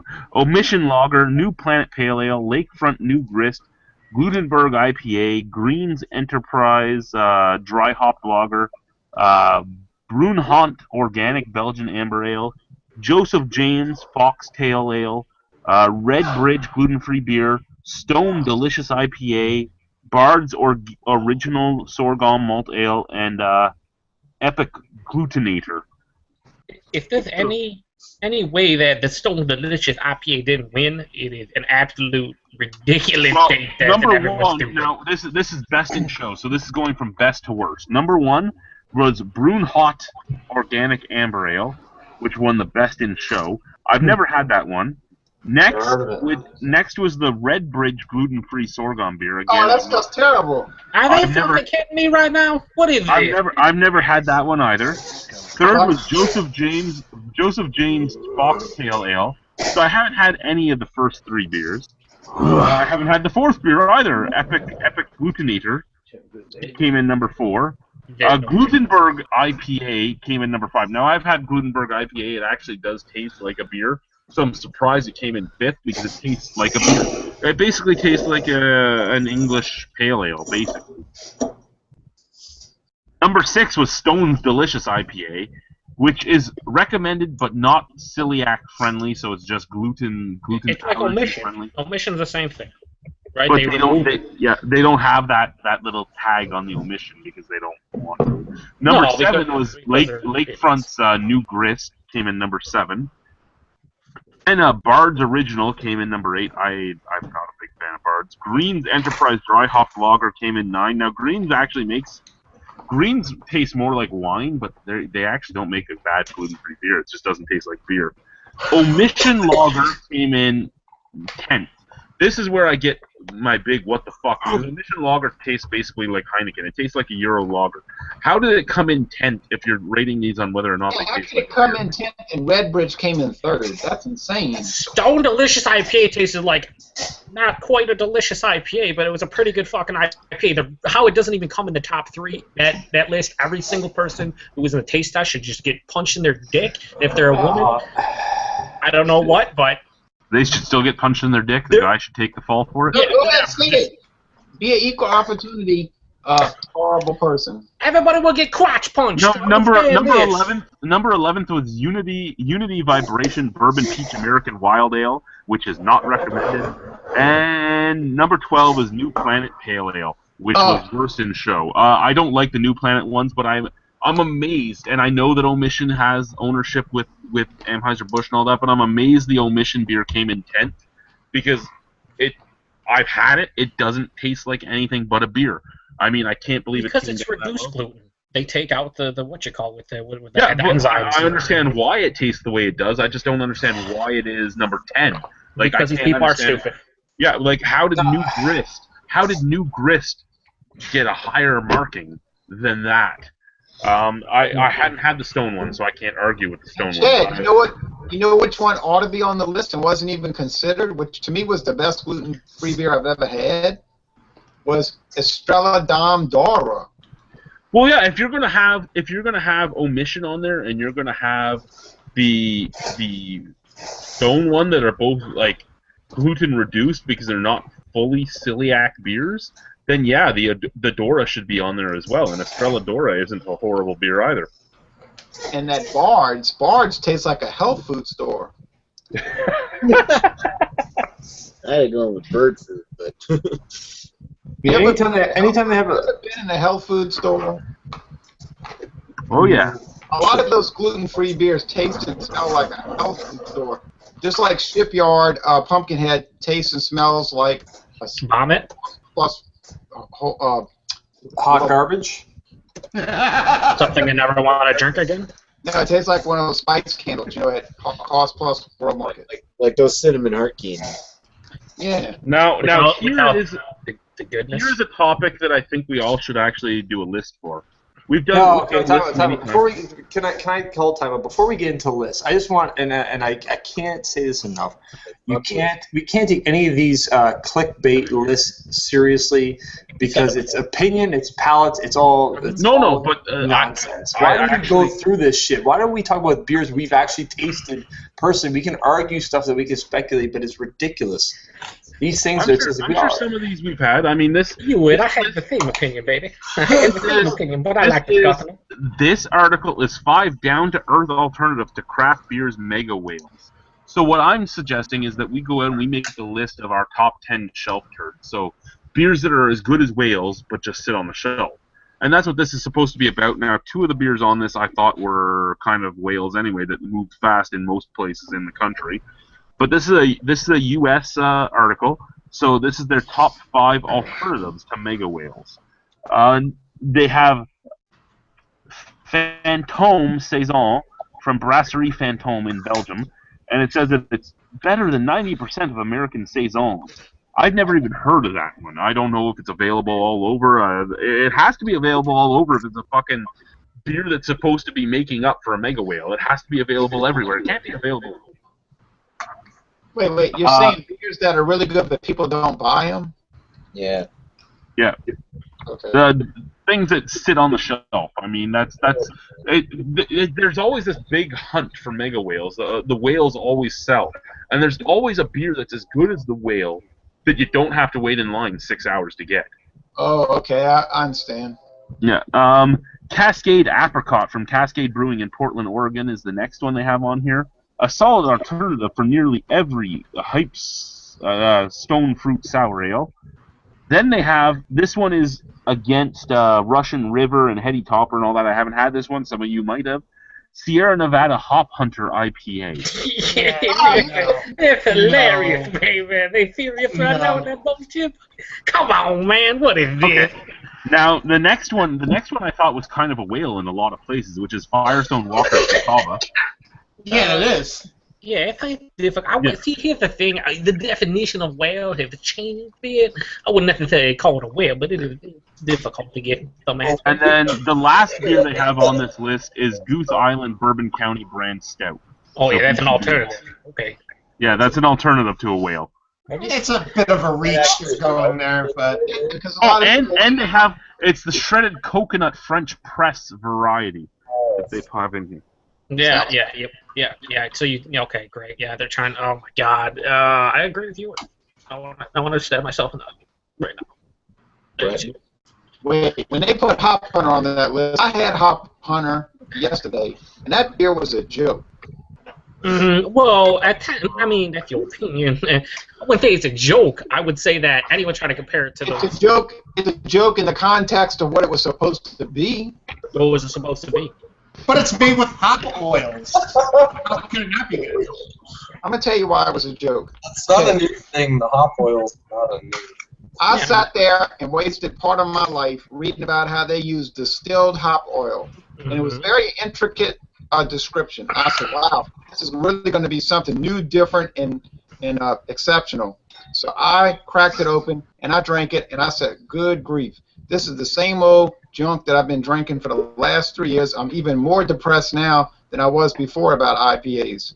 It was terrible in the context of what it was supposed to be. Was it a good IPA? Yeah." Is hop oil different than hop extract, though? I don't know. But it's not why they're comparing it to Russian River, because Pliny the Elder uses hop extract. Lagunitas hop stupid. So many breweries. It's not a new thing. It's just. Well, it's a different method. Pardon me? Brad, you've had the Hop Hunter? Hop Hunter. No, that I haven't had. You ain't missing much. It's a verbiage thing, man. Like, there's like breweries always try to come up with that shit. Like, locally in PA, we have fucking Trogs has Nugget Nectar, and they use like their hop cyclone or whatever the fuck it's called. You know what I mean? Like, or is it hop back or hop knife or whatever? The hop back, baby. The hop back. Yeah, and it's just like you know, they're just trying to come up with a new kitschy catchphrase in order for people to be like, wow, that's double extra special good. And, like, it's not on promotion anymore. Hop back is a piece of equipment not enough breweries use anymore. Well, if you ask me, the Torpedo is way better than that Hop Hunter. Oh, I'm not talking about whether it's better or worse. I'm just talking about, I think it's a matter of marketing. You know? You're right. Yeah, I mean, I found it to be a good IPA. I enjoyed it quite a bit because I do like the I believe Jay used the word insipid IPAs over the last 3 years. I love the fruit forward IPA, so I'm in the other camp that loves the pineapple, the tropical fruit, and all that stuff. We have what? We have 15 viewers right now. Would you guys like to see a shelf turd type of list? Would you guys make one with us too? I'm gonna finish my point. Fuck the stupid list. So what's happening is right now. I don't think you can do one right now. I think the verbiage shelf turd is a little misleading, though. I think like it should be like a coveted shelf turd, because to me, shelf turd's like a beer that just sits there forever and no one ever likes. That's what I think. Very nice. That's regional too, though. Depending where you go, it's going to be different shelf turds. Well, yeah, that's the reason why that is kind of cool to have a whole bunch of different people make it their like top 10 shelf turd, just because it would be interesting. I've seen things like Evil Twins, Imperial Biscotti Break, or even more Jesus Sit forever. I say Propeller's Revolution is now sort of a shelf turd. But you're saying, Chad, you're saying that it has to just sit there and go expired like hardly anybody ever buys. Well, here's a question too. Like price point, like those are probably sitting. How much is a bottle of like Imperial Biscotti Break where you are, Brad? I think it was $14. Okay, fuck it, man. Never mind. And that's Canadian, so for you guys, that's like $5. No, it's not $5. Oh, I know. 20 US dollars is $24.40 Canadian, It's right? a good deal either way. Does it have to be a Depending where you particular were in style? the States, that beer might No, not. it wouldn't have to be a particular style. It would be whatever you think is an amazing beer that people don't seem to go to because the hype isn't there for it. No, it's an amazing beer that is always available. That's what a shelf turd is. Yeah. That what? That it's always available, always available to buy. You don't have to wait in line. You don't have to fucking know somebody. You can walk into your store tomorrow and you don't have to kill somebody to try and get it. It's readily available. It's as good as. But it doesn't have to be a world-class beer. Well, I mean, it's your favorite beers that are readily available, basically. Okay. Yeah, like I mean, one of my favorite beers, period, is Bring Out Your Dead from Bellwoods, but it's not readily available ever. But I could walk into the LCBO tomorrow and pick up a bottle of Obsidian if I wanted it, or a bottle of Doppelbock if I wanted it. Or right now, Whiny Bastard is all over the LCBO. They made a huge batch of it this year. I mean, I would say, you know, you probably want beers that get decent distribution. I'm sure there's somebody in fucking Vermont going, I can go get a case of Heady Topper whenever. Well, that's not what we're kind of talking about. Yeah, I know exactly what you're saying. I'm talking about like breweries like, you know, like Sierra Nevada. You love Torpedo, Jay, for example. You feel that's an amazing beer, and that's available whenever you want it. So that would be like an example of a shelf turd for you. Yeah, and people don't go crazy over that. Well, some people do. Some people still to this day think it's, in their opinion, for their taste, it's their favorite IPA or one of their top IPAs. And but you know, some people who don't. A lot of people like roll their eyes over it and like, Torpedo. Whoever's rolling their eyes at whatever, it doesn't matter. It all depends on personal taste. You went on a little spiel about it, right? Fucking gonna lose his shit and crying like a little bitch. But you know, I agree with him. It comes down to the simple fact of the matter. Everyone has different tastes. We have to say this all the time because apparently no one understands. Okay, like, never watches or whatever. I'm gonna make a list of 5 beers that people generally don't pay much attention to or discuss, but that are really awesome. Is this list going to be Budweiser Light, Natty Ice? On the show today, so I can get ripped apart. Lee, any comments out there right now? I'm going to play in a Has anyone read any comments since I last left? What was the last comment you read? I read up to was it Aaron or Marvin Stewart? There's been a shit ton of comments since then that we just kind of neglected. Sorry, guys. I did go kind of link dead for a bit too. So okay. We got some sweet comments from Raining on Your Parade. So shout out. We got all kinds of sweet comments for Ewart here. Winter is Coming says he shares his birthday of Ron. Raining on Your Parade. Says, good. Yeah. Oh, great. Awesome. Raining on Your Parade says, yo, drinking Lagunitas Undercover Shutdown Ale at 9.4% ABV. They go for $9.99 a 6-pack. What do those go for in Canada? Nothing because they're not available here. Available in Alberta. Well then, that's where Brad's here. I mean, I don't think they're available in Nova Scotia or New Brunswick.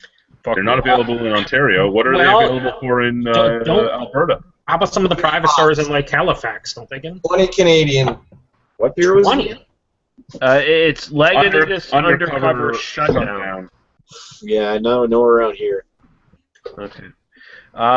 Greg Bylog says 10 Bitter Gregs would like to publicly thank Buffalo Joe for giving me the heads up for the TO pickup location.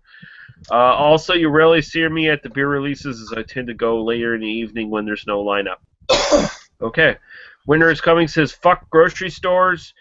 Raining on Your Parade says, correct me if I'm wrong, that guy at Massive Beer Reviews is a malt motherfucking maniac.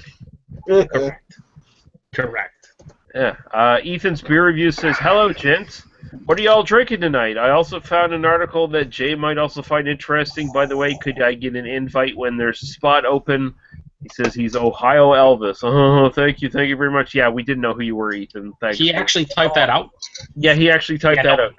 Yeah. But he did put a link in there. If you want to look in the comments, Jay, there's a link there that he says you would find interesting. Beerzerker Radiant says, "Can I get another invite?" It's not so much that you're not getting an invite; it's just that we have 10 people in the fucking chat, so you just have to keep trying, dude. Mm-hmm. And Ethan's beer review says, "There's 12 people watching. Why isn't anyone commenting?" And Dave Zodiac replied by saying, "Perhaps some of us, like myself, just like to sit and watch." Marvin keeps saying that my name is Roland. My name is not Roland. It can be though for tonight. Ah, Yeah, Roland Terrio. They have a nice little. I like it, Roland Ronaldo. It's like rolling. It's rolled on. Hating. not against the name Roland. I'm very fond of the name Roland. It's just not my name, but I mean, I do like the name Roland. I just like to. Hola. Who is Ronaldo. Rolden. Marvin, I'm really sad to just see a Yeah. generic picture there and not hear your voice at all. I'm kind of sad. I am here, guys. Don't worry. I'm I see Doing everybody. what? Who did? Who did? Doing what? Who this? Ari. I was trying to say Ari. Everything Ari. I see you're commenting over here in the spot that I can't read because I'm blind. Yeah, that's sad. Booyaka. You guys all have this. You guys all have this private. You guys all have this private "we hate albino" conversation going on in my albino chat. You are correct, sir. Oh well, no. Like, listen here, sir. I will never make it private that I hate you. I will just say it up front. I'll never. You're put just it angry because I caught on to your little shenanigans, Mister. I can't get the time off, but there's a public taping in my area the next day. Yeah, I'm just so gonna be at that fucking thing. Yeah, fuck that shit. So this one will just be because of the fact that it's gonna piss off Joe, and it's the only second like Ontario thing I've brought up all night. Oh baby, And, here we go. Oh, no. This is Bellwoods. Bellwoods had a record-breaking lineup for an Ontario beer release, and it was for the Motley Crue 2015. There's a picture of this going from the door of the bottle shop at Bellwoods, past the brew pub, past the cafe, around the corner, down the street. Apparently, it took like an hour and a half for some people to get through the line. The sickening thing about this is that means that next time this comes out, that line's going to be twice as long. That's what it means, because it's just going to happen. People are going to be like, "Oh my God, we got to get there earlier because if we don't, we're going to be waiting in line." And it's just gonna take off. It's basically become a Coonan release overnight. Oh, suck. You know what? Aren't you gonna have dick, baby? Come on, daddy. Aren't you gonna have the street closed for your own beer fest? Like the street closed, like fenced off? Yes, but that's not a lineup down the fucking corner. It better be, fuckers. It won't be. I mean, this is fucking Niagara. No one's gonna buy the tickets until the day of the festival. Yeah, all the people that want to buy that beer, you're stupid because you like beer. Is that what you're saying? I'm not saying they're stupid at all. I'm just saying it's hysterical to see it happen in Canada. It's the first time I think it's happened in Ontario. Why is it hysterical? We are behind the U.S. in a lot of areas, this being one, so it's just a matter of time. It's supply and demand. If there isn't enough, there's a demand, so people show up. So I hate to hear people say, this is bullshit. This is really. Did I say it's bullshit, or did I say it's kind of laughable? No, you didn't. But some people are. Some people are saying that. Just wake up. Wake up. That's all. I knew it was going to happen. I just think it's hysterical that it happened in the air. I think it's hysterical mostly because of where Bellwoods is. Bellwoods is not set up to have a line. Ever. It's not an area of Toronto that's set up to have a line. No brewery really is set up for lines. All right, I got the list. Yeah, Coonan's line, it wasn't really a line. We just kind of formed one. Unless the bar has a big mirror on it, then. I got the list. See, next year quick hard worker, J. Terrio, a.k.a. Roland. Roland the list already? They be okay, Roland. Let's hear your shelf turds. Well, okay, it's 4 ales and 1 lager. Now, these are beers that I don't ever really hear people talking about, and if you do see them in the store, they could be 2 or 3 years out of date even. I've seen them that long. Ignored in the beer world, really. These days, well, here's the first one that used to be the Bee's Knees, but now it's like an also ran. which I think is terribly unfair, and that is Sierra Nevada Torpedo Extra IPA. Got it? Yep. Yeah, Stone Cold We Steve have- I would agree with you, baby. We have confirmed. That beer is over 7% alcohol. It has a lot of IBUs. It has a wonderful flavor. It doesn't taste like canned Dole pineapple. Well, then I don't like it. I know. I know. Tastes like an IPA in the old days. You know, remember back before 2012? All right. Yeah, well, it tasted like shit. 2011, when they all started tasting like the same beer. All right. Secondly, I might get banned for this. Samuel Adams Boston Ale. Boston Ale, baby? What is that? When's the last time you heard somebody talk about that? That's a wonderful little beer. I think I've had that once. I think I've had it. You have not. Go check your Untapped. It is a way. Samuel Adams Boston Ale. YouTube search that. I don't know if I had it at once. I'm not sure. It's wonderful. All right. And no one buys it. 12 people a year buy it. All right. I don't know how many people buy it, but it's great. Wonderful beer. Sorry. Third thing.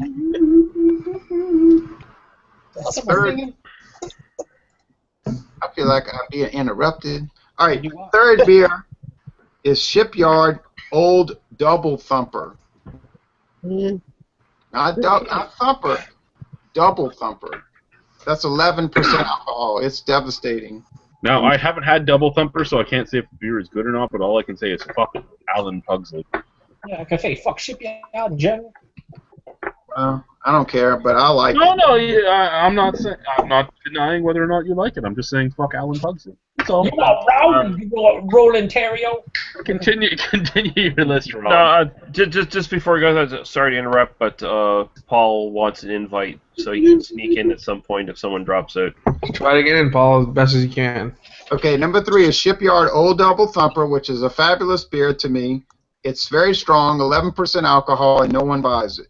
Okay, the 4th beer is another one that I see sitting on the shelf or setting on the shelf. It's expensive, but it's wonderful, and it's called John Courage Russian Imperial Stout. That's one of the best beers in the world. I buy them all whenever I see them. So I never see them sitting on the shelf myself. I do, and I never see anybody talk about it. It's like an ignored beer, but it's like you say, one of the best beers on the planet. And whoever stands in line for John Courage Russian Imperial Stout. Is that aged on barrels? If you want it to be, baby. Better be. It's made in the old way. It's made the hard way. You can have your pumpkin peach ale. Yeah, it's peach with age, baby. Yeah. John Courage Russian Imperial Stout. And number 4 is a beer that doesn't get much attention these days. It's Spaten Optimator. I see it getting covered with dust. I love it. And I think those are 5 credible beers.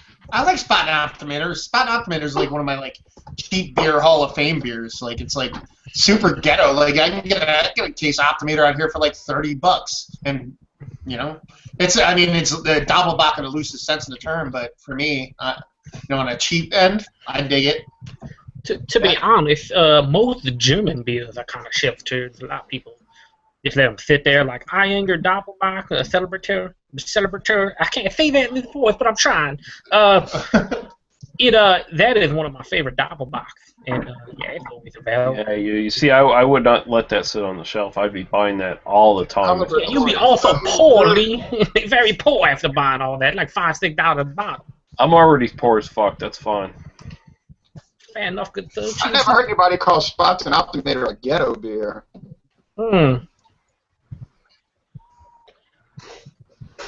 I've been to a lot of ghettos, and I've never seen Spaten Optimator thrown out onto the curb in the ghetto. Well, we need Ethan in here to give us some context. Start singing it, in the ghetto. In the ghetto. Well, Spaten Optimator wasn't in Ohio 3 years ago, so it wouldn't be relevant. Drinking Spaten in Ohio with the cold children, and they're all poor in the ghetto. The great thing is you're singing into your scotch, and I like that. That's just a list I made up on the fly. You know, I didn't sit there for days thinking about it. But anyway, that's just. No, that's a perfectly acceptable list. Yeah, I mean, it was a good list. Thank you. Yep, so it was solid. Who else has got one? People keep throwing lists out there. Let's do it instead of thinking about it. Just throw them out there. Just bitch. I did think about it. I'll chip in at 2 cents here. I mean, the liquor stores here are really adamant about clearing out old stocks. There's really nothing that ends up being a shelf turd. As soon as they put it on clearance, then it's cheap enough for any hobo to buy. But the one beer that went on clearance here recently that I can't fucking believe actually went on clearance because it doesn't deserve that sort of treatment is Orval. Yeah, that's weird. Oh, weird. Went on clearance. The biggest known Brett beer out there. Yeah. I've heard in the last month people ripping on Orval. Oh well, fuck them. I see people ripping on all the time. They're all wrong. They're saying Orval. That stuff is so, you know, dull, blah. That's so 1700s. Fuck them. Let me share one here. Yeah. Listen, Rhino, you and Terry K can go fuck yourselves. I like Orval. What the fuck? It's one of my top beers. You both go to hell. Yeah, how are you friends with Tara K? He hates that beer. God, Brad, is that the barrel beer? Is it the barrel age one? This was a shelf turd. I don't care what beer you love Might and be what the- beer yeah, you it might be a hate special to edition one. decide whether or not I like you. I don't need to know what beer you like to know if I like you or not. It's Drink whether that or not shit. I like you. Well, for me, that's super important. I want to know all my friends like all the same beers I like. It has to be that way. Yeah, but Lee, I thought you. But like he was talking about Orval, people do denigrate that beer. I don't get that. But go, I'm just interrupting you. Because they don't like it, G. If they don't like it, then you know the I actually just got a comment Talk about it on. like it's beer. I mean, it's like, come on, man. Well, maybe to them they think it's shit. They drink it, they say I don't like it. It's shit. I mean, it's like someone drinks it and says it's amazing. I think I got time for that. I think for the most part, it's like Orval's one of those names that gets thrown around like, oh, it's super exciting and interesting, and you got to try it. And then people try it, and it's like it's not as super exciting compared to like this American IPA I had or whatever. So they just. Oh yeah, because Orval's been made the exact same way for so long. Is it a good beer? Yeah, I love the beer, but when everybody's using Brett now, does it bring something cool to the table that isn't there already? Not really. I mean, you're getting Brett Pale Ales, you're getting Brett Porters, you're getting Brett Stouts, you're getting Brett everything. I mean, that's where it's getting oversaturated again. So Orval doesn't have its little cool factor anymore. How much were they selling it on clearance? How much was they were selling that? They were selling it so low that I told him to buy every single bottle and bring it to me. Like $1? Did that. I bought like 16 bottles of it, and I think he went back to buy a few more before they were all gone. They were like $2 something a bottle. Well, there you go. You can bribe Don to come up. Fucking, it's like give him a bottle of like an hour. Well, Don actually got a new job. He was telling me. He was saying something about maybe he'll try and see you get the time off because I offered to pay for the gas, right? So we'll you know that Chippendale's place, right? Now you guys were talking about whether or not you like the beer and whether or not that matters. I did get a troll comment just recently on my. It's not me, I swear. No, it wasn't you. It was me and Boychuk. Me and Boychuk did a Grolsch review. Neither of us really like Grolsch. We talked about why we don't like it, a lot of the sulfuric aspects of it and all that. And we got this. This is actually a pretty bad review. Shaky cam, okay, yeah, we didn't have a tripod at the time, so shaky cam makes sense. Irrelevant, unfunny comments, okay, well, you don't like our comments, that's perfectly fine too. Plus, the beer is actually pretty good. Well, that comes down, that as well as the unfunny comments, both comes to personal opinion. We don't like the beer, you like the beer, that's fine. That doesn't make it a bad review, that makes it a review that does not correspond with your thoughts on it. No, it makes it a bad review with Boychuk's in it. That's what makes it a bad review. Well, that maybe, but Maxwell Star, what else was on your list? I didn't really have a whole long list. I mean, there's not a lot of beers that I could mention. Oh Nothing yeah, they don't keep them on the shelf. Okay. They keep them. They'll clearance them if they don't after 6 months to a year if they don't want to keep them in Well, I mean, stock. that really shows you what beers are shelf turds in New Brunswick. Anything that hits the clearance shelf. Yeah, we don't really get shelf turds in New Brunswick and Nova Scotia, though, for the most part, because stuff that goes on clearance is usually shitty, substandard garbage anyway. So Bellhaven Bess or Green King Abbeydale went on clearance too. Yeah. I have a couple. They're seasonals, but I suppose you know what, Dominus Faviscum Lupulus actually went on clearance like that too. Oh shit! How much? That's a tasty beer. I don't think it was really that much off. I think it was still $10 a bottle. That's still good though. For Really, the price. Yeah, the price on it is. I mean, there's a reason for that. It's a fancy fucking beer. Plus, it's delicious. Now, Joe said he had a list of seasonals. Well, no, just 2 beers off the top of my head that are seasonals, but Seasonal. it's on the shelf and it takes months for them to sell out. Oscar Blues 1050. Awesome Russian Imperial Stout in cans, fantastic. Yep. I've actually they've sat around here for a year. One of the cans I picked up for Lee that was a year old was actually on the shelf for a year, so that was pretty fantastic. And then that, Founders, that ages in the can really well, too. yeah, it does. It really does. Founders Imperial Stout. When that's around here, that takes months for it to sell out, and it's a fantastic Imperial Stout. God damn, I'd be buying that shit right up. Lord, that was one of the best Imperial Stouts I've ever had. Yeah, it is. It's really fucking for a non-barrel aged, non-adjunct, not just regular old Imperial Stout. It's fucking phenomenal. Right there with Expedition. Yeah, Expedition's another one from Bell's, but that's actually Expedition ages like crazy. Like once you get up 5 years on that motherfucker, it's next level shit, man. It's weird. I feel like It's that's weird a how tougher it beer starts though. out. But it needs more time for me. Like fresh to 5 years, it gains more for me. You know what I mean? Expedition does. I don't know. Yeah, it's a hard question for someone like in the Maritime provinces to answer compared to the United States because there's such a disparity in what's available. So, I mean, you guys got so much tin fitty and stuff just sitting on shelves everywhere, baby. Yeah, so it's like it's no wonder. All kinds of options. Yeah. We don't have as many in comparison. So, I mean, there's great beers out there. But you have so much other beer to choose from that it makes it difficult to make the decision if you've had it before. Yeah, because like I'm saying, this is starting to become a shelf turd, and this is like the first major Imperial Stout in Nova Scotia for years. We just got that here. In my area down here in PA, like the big, huge shelf turds that are like I'm so happy they're shelf turds are.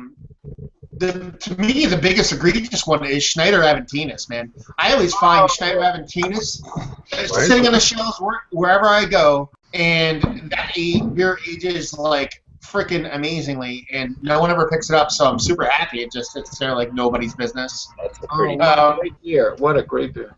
Yeah, and just nobody ever picks it up, and I'm so happy, especially since they did a label change about like 3-4 years ago. So if I like come across like an old label, I'm like automatically I just grab it because I know it's going to be awesome. North Coast Old Stock, I do that one a lot. Not a lot of people drink North Coast Old Stock, and that's great. Shelf turd, kind of, sort of. It doesn't get great distribution, but it also doesn't flap the shelves. What was one? One that people never pick up, Orkney's Skull Splitter. What a great beer. It sits around, and then I'm like, okay, great beer. I'm like, I'm going to pick this up. Nobody's buying it. It's on discount, and like, fuck it, I'm picking it up. You know what I mean? There's all these like awesome little beers that people just overshoot and they don't see in my area. There's one other one I had in mind. I couldn't think of it right now off the top of my head, but there's just a ton of like really great little beers around here that people don't pick up. Let me ask you a question, man. That Skull Split is so good. Yeah. Well, say you're saying, look, baby. Jake, are you saying the Skull Split is good? Is this what you're saying? You're saying the Skull Split is a fantastic beer? Is that Stu Rucker, baby? Are you saying that it's a good little bit of tipple to put into your throat? To put it down into your beak hole? Put your Skull Split in there? When I had that Skull Split, I thought it was fantastic. Did you feel like a Viking? Did you feel like a Viking coming into Essex and raping all the women? Is that what you thought you was like when you drank the Skull Beer? No, I was just like a little bit. So a little more going into Essex, but a little less on the raping. All right, I get that. That's fine. That's more politically correct at this point. I was just doing the drinking. All right. That's fine. That's fine. It's good. You know, but you know. Let's face it, a little bit more on the raping, right? Let's just put some raping in there. I never raped. The I never raped anyone. Let's turn those bloody Anglo-Saxons into purebred Vikings, right? A bit of pillaging.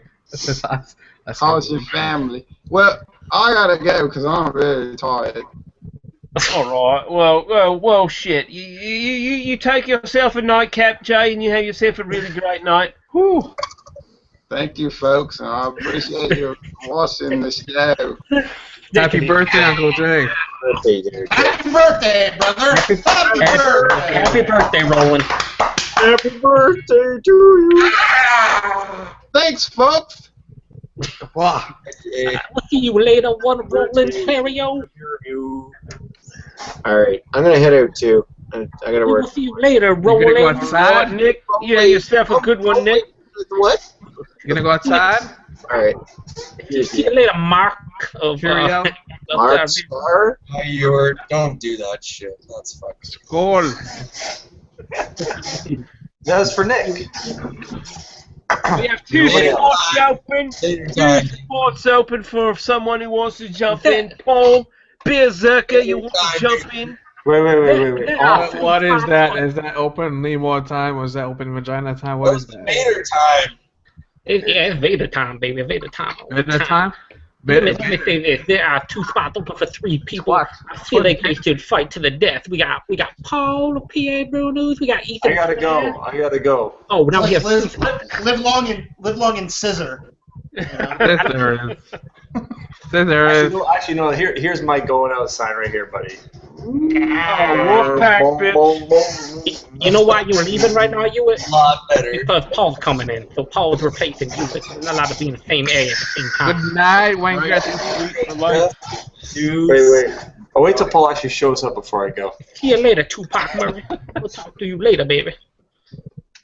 When Gretzky's gonna wait until Paul shows up. Yeah. Too sweet for life.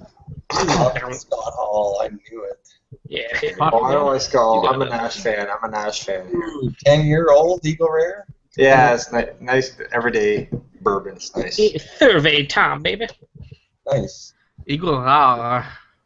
Yeah. A bunch of people left while I was upstairs peeing. Is everyone drinking bourbon now? You were not peeing upstairs. We all know that. I gotta drink. What is everybody drinking? Let's go through. Brad never said what he drinking. People have switched beverages. I'm dry. Around. I think I need a dram of something. Brad, what are you saying? I don't understand you. After 2 hours of BDU, it's automatic. The rule should be straight to the liquor. Become the liquor. I am the liquor. I have the shirt. Fuck you. Yeah. Let's all have a celebratory drinky poo. Yeah, a little drink. Just a little drinky poo, Randy. Little sippy poo. Hey, look at the liquor snurf. It's alright, Randy. It's a little drinky poo. Randy's a Kraken tonight. The Kraken. Oh, nice. I just need a little propane. Little propane. Play this game. I gotta get these fucking burgers. Sam Squanch, it's real, boys. That's right. He left his hair on the fucking maple taps. Fucking sucking on the taps. Little tanginess. Little tangy. All right, I should go to comments here before. You should. I was gonna say let's break up this little. Okay. Board loving it. You know, here. Let's go. Kyle Lander has a question for our very own Matthew. He says, are you familiar with Yingling Bach? Am I familiar with it? Yeah, I'm familiar with it in a way that, like, a abused child is familiar with his stepfather. Yeah, sure. Oh, okay. Get in. Yes, it's a 10 out of 10 is what it's trying to say. It's amazing.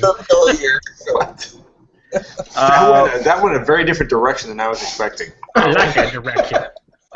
Winter is Coming asked what was the best IPA available in the LCBO. Greg Bylog sort of chirped in and said GLB IPA was currently available. They make a ton of them, and most are great. But anyone want to contradict Greg Bylog on his thought it was the hot bot. Yeah, 10 bitter Bylog. He said, I'm pretty sure it's 10 bitter years all the time. That's his favorite. So He's a redheaded stepchild of this group. Why beat on him? Why? Because it's so much fun, baby. 10 bitter years is a good IPA that's available at the LCBO. Red Racer, bitch. Apparently, Robo Hop is really good. I've not had it. Red Racer is available, yeah. About a Modest, baby. I heard the great things about a Modest. Is it Modest at the LCBO, though? I don't know. That's why I'm asking it. I know it's available at the brewery. No, it's brewery only? Oh, that's a shame. Come on, like, Red Racer is so cheap and delicious. Like, what the hell's wrong with you? Hell, we get Red Racer in the States now, and it is cheap and delicious. That's my favorite kind of redhead, yeah. Does anyone want me to read the 20 comments that Paul has posted so far? Yeah. No. They are hilarious. I like them. Just add Paul to the conversation. He's going to say everything he has to say. I'm sure they're more positive than the Winter is Coming or Raining on Your Parade or any of these guys. He's upset. He's not happy. I'm going to go into him. Why not? It's always a bad decision, but I like it anyway. So he says, drive-by shootings are also super ghetto, but I don't like those. Fuck you, Matt. See? Wow, so out of context. What was it, 2 hours ago? Well, to be fair, it takes us 2 hours to read the comments, baby. Let's be honest. He says, well, the Germans were really good at regulating some ghettos and concentration camps. He said, well, I don't know where this is going now. More Auschwitz jokes. Yeah, he says, worst reviewers on YouTube. Let's see. Basically everyone on this channel right now, and Joe is the worst even though he doesn't have a channel. He says, Orval, boring, no malt, weedy shit, shout out to Lee. Fuck you. No, he is correct in this one. I will agree with him on this. Both of you can just fucking shut up. Come on. You're sandbagging himself for the next comment. I think you should skip that shit. Even Lee can do HD work for a while, fucking Paul. Although Jay is gone, I think this is a pertinent comment. He says, easy, Jay. Try not to bring your personal taste to make or break a review. Yort will enjoy this comment. He says, Yort is God. Moving on. Who said that? That was Paul. Who said that? It was Paul. He said, Yort is God.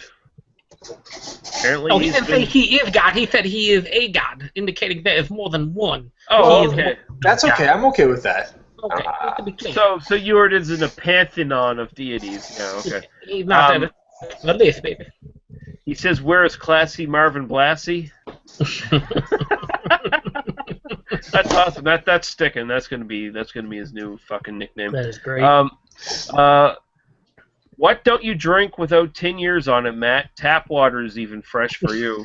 Well, I have an age limit to what I fondle, Paul. So you keep your pedophilia to yourself, brother. There's grass in the field. Are you okay? And Ethan's beer review. No. If there's almond husks on the field. That is important. That's important. Do you want a really bad joke? Yes. Okay. There's been a lot of them tonight, so yes. Well, I mean, Matt probably is akin to the if it's old enough to crawl, it's in the right position. What? Go ahead, Mr. Gretzky. Jesus. Sorry. That's You have ruined the evening, you would say? Mr. Gretzky, go ahead. Animal steel, whatever you want to be named. It's so big. It's terrible. I'm sorry. It is pretty bad. And the Ohio Elvis himself, Ethan's beer review, has his shelf turd list, his top 5. He says 1, Boston Lager. 2, Goose Island Matilda. 3, anything Weibacher. 4 Heavy Seas Loose Cannon, and 5 Samuel Smith beers. He is a retard. Yeah, thank you for your input, Ethan Flair. No one cares no fucking. The only reason he's a retard is because he's been able to get into the chat for about an hour now. Yeah, Ethan Flair, you can enter the chat, even though we're kind of questioning whether we should. On his dial-up modem webcam. It's not true. We've been full for like quite a while. It's only been like 10 minutes or so since we have. Yeah, I sent him a message when all the spots opened up, and he has not replied, so he probably fucked off. Yeah. Paul, Ethan, Beer Zerker, you can all fucking get in right now. Let's go Full Metal Jacket. Let's go. Yeah, actually, Paul has a lot more comments, and we'll just leave that. Oh God, I didn't even refresh. I didn't dare. Jay said splitter all ghetto right then. English, please. That's I don't know. Jay said splitter all ghetto right then. That's what he wrote. So like what? Who's trying to be J-Rock? J-Rock, baby. Huh? I think he started to quote Terry K. Quaffable chaos. He said in all caps, and then he said Garibaldi biscuits. Oh Jesus Christ! No. And hot cross buns. God damn it! Mm-hmm. Stop it! Garibaldi was the best character in Babylon 5. Yeah, that's great. That's great, Chad. We have some Garibaldi biscuits with some blackstrap molasses and some Deramura sugars and a lot of biscuity notes and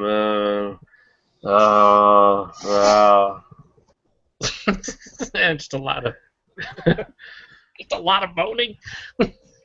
It's like it. The real L guide. I'm just setting up my wife on the casting couch as an own channel. Oh, Jesus Christ. I like to breathe heavily behind the camera. He might as well. He looks like he's in the mid stages of alcohol abuse. He probably can't please his wife anymore. So yeah. Well, he does have the wife beater set up quite a few 2 years ago. This is real good, and I'm perpetually fucking drunk. My wife's midget fetish has worn out. Have you seen the movie Arthur and Arthur 2? I'm essentially that shit right now. I'm just, no, it's what's that?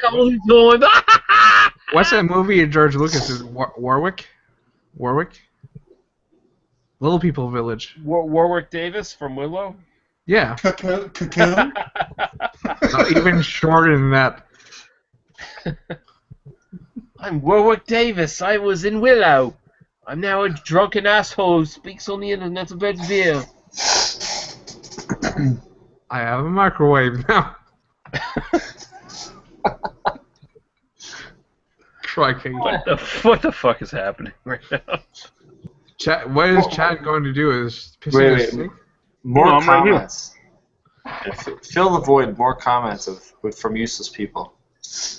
Rating on your parade says anybody here had the Straff Hendricks quad, the Cuvée Troll, Cuvée Special, both Belgian ales, opening those 2 tomorrow. I've had that Straff Hendrick quad. It's really nice beer. I enjoyed it. It's definitely up there with the nice, it's not in the top whatever, but it's really nice beer. Wait, is the ladder up here is not real, but then I looked it up and it is real. They had troll in it, and I'm like, Is that raining on your parade again? That guy? Yeah. Enjoy it, shithead.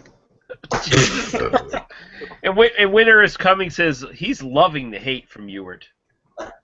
Hey, fuck you. Isn't it the rest of us? Because you're just a fucking douche schnoz. I don't like viewers. Fuck them all. Oh my god, I thought I was fucking negative and a piece of shit to viewers. You are negative and a piece of shit, Lee, to be clear. You still are. True. Okay, good. You were absent for so long, I had to take the reins, sir. Okay. So is Matt, you're both coming to the Albino Rhino Beer Fest thing? No. Ewart's going to come. Ewart's not going to come. What? Why would you say such things? It's probably true, but I don't rule it out. I'm flying by the seat of my pants and... Matt's coming, no pants. Yeah, well, that's unfortunate for Paul, man. They'll have pants on, but they'll be Paul's coming. there'll be like Ass chat, sign me up. Yeah, I mean, Sign like me up. really. Reviewing the assless chaps. Paul better be fucking coming. Paul's coming. Just wait till It's Matt. Just wait till average Jad has to drive 2 people home this year. That's hilarious. I'm not coming. Okay, Beer Zerkadian is apparently looking at the wrong thing because he keeps looking at the announcement for like the actual event. He's saying he's not getting the invite. Apparently, I guess. How does he I have can't a get the channel? invite. How does he Yeah. have a channel? It's just like, come on, man. Come on, Berserk. I have a lot of confidence in your ability to join the chat, but I'm losing a little bit of it. Beer Zerker, click on fucking Google. Click Turn on on fucking webcam, Google fucking Plus. Look for the fucking invite on your fucking sidebar to your right. It should be right there. I love how it's so technical. Go to Google Plus, you dumbass, and then click on the thing that says answer the call, you dumbass. Like, Go I your don't email. know. No, listen, baby. I did not say dumbass. I did not put dumbass as a qualifier there anyway. Oh. Well, I'm just saying, you're kind of a dumbass right now. I love you, buddy, but you're a dumb ass right now. In this moment, you are a dumb ass. Like, I do not endorse a comment from fucking. Oh, that's a. Is that the maple one? No. Yeah. So it's just yeah, that's a pretty good beer. I like that. I'm a maple fiend, but I didn't find that all that maple-y. But it was pretty good. Because you get everything fucking expired in the States, probably, from those guys. Oh, come on, Gee. And by expired, you mean extra special. Yeah, that's extra special, like Joe, without the channel. Holy fucker. I have the best channel known to man. 25 subs and no content. Next year, you come up with the chat and Matthew, we fucking go to Ottawa, then we go get Don and punch him in the balls. I feel like Don deserves the. I heard come Matthew Dun balls. That's all I heard. This is the best Dun thing. balls, that's all he needs. Yes, very big Dun balls. Dun balls, yes! I feel like it's going to be the most fantastic time. You're going to have Matt in a review. You're going to have Guy in a review. You're going to have Paul in a review. And all hell's going to break loose. It's going to be fantastic. Play with the owner. And you'll understand everybody but geese. It's like a Pentagon. It's like a retarded UN right there. Guy, what are you getting? I'm getting a huge waffle Street Fighter. What does that even mean? I'll be in France. You can all play with my Eiffel Tower. Oh! To answer your question, Brad of Blues on the Review, I'm drinking the Jackie Old Doc Apparition. I can't say that with the voice, but I'm trying. It's Doc Apparition. What the fuck is that? It's just a Russian pale stout that's 10.5%. It's pretty Any barrels? fantastic. Now I have the oil of Aphrodite, which I think is HIV. Like a playoffs. I don't know. Do you like that, Joe? Yeah, it's really good. It's probably about 6 months old, but yeah, it's fucking really good. I had the base of that, and then like 3 different barrel aged ones, and the base was much better than the barrel aged ones, except for the rumble. This is the base. Yeah, that's what I mean. The base of that, and then 3 barrel aged ones of the base. Yeah. And then I like that, it. I like it a lot. the base, and then I think it was the rum one. The rum one was really good. Mm-hmm. I was just eating some Swiss Chalet, thinking about Joe the whole time. I appreciate it. What did you have at Swiss Chalet? I had a quarter chicken dinner right here. Mm-hmm. Right here, it's my quarter chicken dinner that was ordered for me before I fell asleep, and I didn't know about it until 8:08 p.m. when I was woken up. Placing orders. Waking up the food's pretty fucking fantastic. Whoa, Elvis has entered the building, I woke up fuckers. being told that all you guys were fucking freaking out that I wasn't online yet. Nobody's freaking out. I believe you were like, oh, where's the invite? And then Nick was like, where's the invite? And I was like, settle down, asshole. I'm like, the invite's going to come when it comes. And I said I quit. And then you was like, oh, I'm going to take my ball and go home if it doesn't start at X time. And then all of a sudden, here comes the invite. And he changed. He's actually still mad, though, because he's telling everyone to fuck off, and he hates everybody, and people are loving it, but, you know. That's not new. That's not new. I was all like, if the invite didn't happen, I could make my own fun right there, you know. Yeah, Lee was like, I'm just going to take down this entire bottle and probably fall off my bed. What is that, Lee? What is that? That is Alberta Premium's Dark Horse. Yes. Yes. How dark is your horse, Brad? My horse is very dark. What happened now, baby? What the? Brad's awake right now? But Oh, let's see. No, I'm just gonna put this out there, Marvin. I love you, but I thought we could have 100 viewers. Yeah. That didn't quite work out. We're at 9 watching right now. You did have 15 at one point. That's probably like the most we've ever had. No, I think 20 is the most we've ever had. That was Now you're making up numbers, baby. There's never been 20 people watching this shit show. You serious? So let's say you are our dedicated cult of viewers who are, obsessive. Paul, say something. Let's say hi to our new members. We have Ethan, Flair. Ethan to be how y'all doing tonight? Motherfucker, stop. Please stop. Ethan, no one asked you to talk, sir. They just was acknowledging you. They weren't saying talk. I'm sorry. Listen, when we speak to you, you speak. Otherwise, you shut your fucking face. Okay, dear Zucker, you dumbass. Hello. Also, Paul, nobody cares. And that's the people that don't. I won't give it a sit, baby. Oh God, Paul's in here too. Jesus Christ. Yeah, this is unfortunate. This is very unfortunate, actually. This is bad. This is really I was bad. coming in and I was like, where the hell is classy Marvin Blassie at? And I don't know, baby. I don't know. Classy Marvin Blassie. Did you see tonight, Paul, that we referred to one Jay Terrio, also known as Ronald Terrio, is now Roland Terrio? Rolling Terrio, rolling down the street, smoking. He's rolling around. He's smoking and sipping on Bud Light. Yep. All right, gentlemen, I gotta go. By the way. That's yeah. Paul showed up, right? I'm gonna be 100% honest when I say nobody cares. See you later. Thank you for the entertainment and the education. Good night and good luck.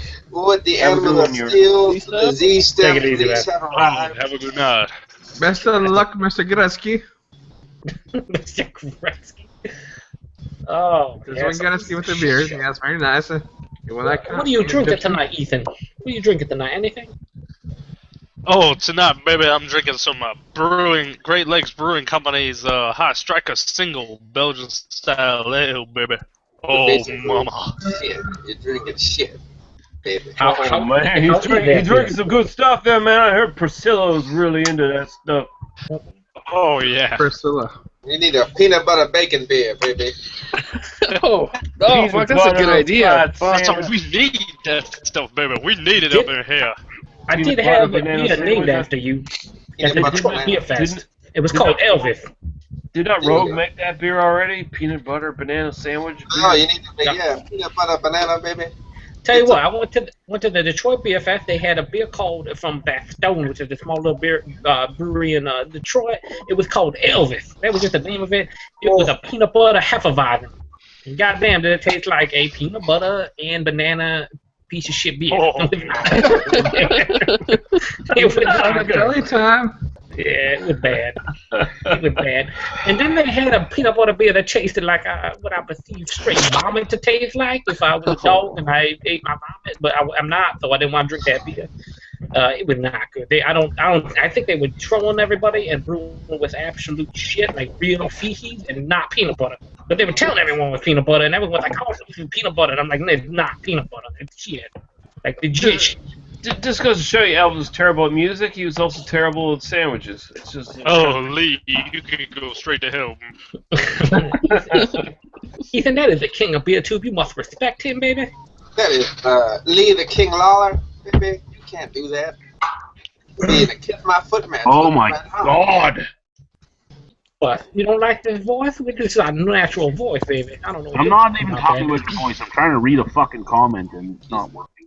Trying to read something. Can you not read King Kong Albano? I don't. What are you struggling with, baby? King Kong Albano with a 4-year-old comment he's trying to read.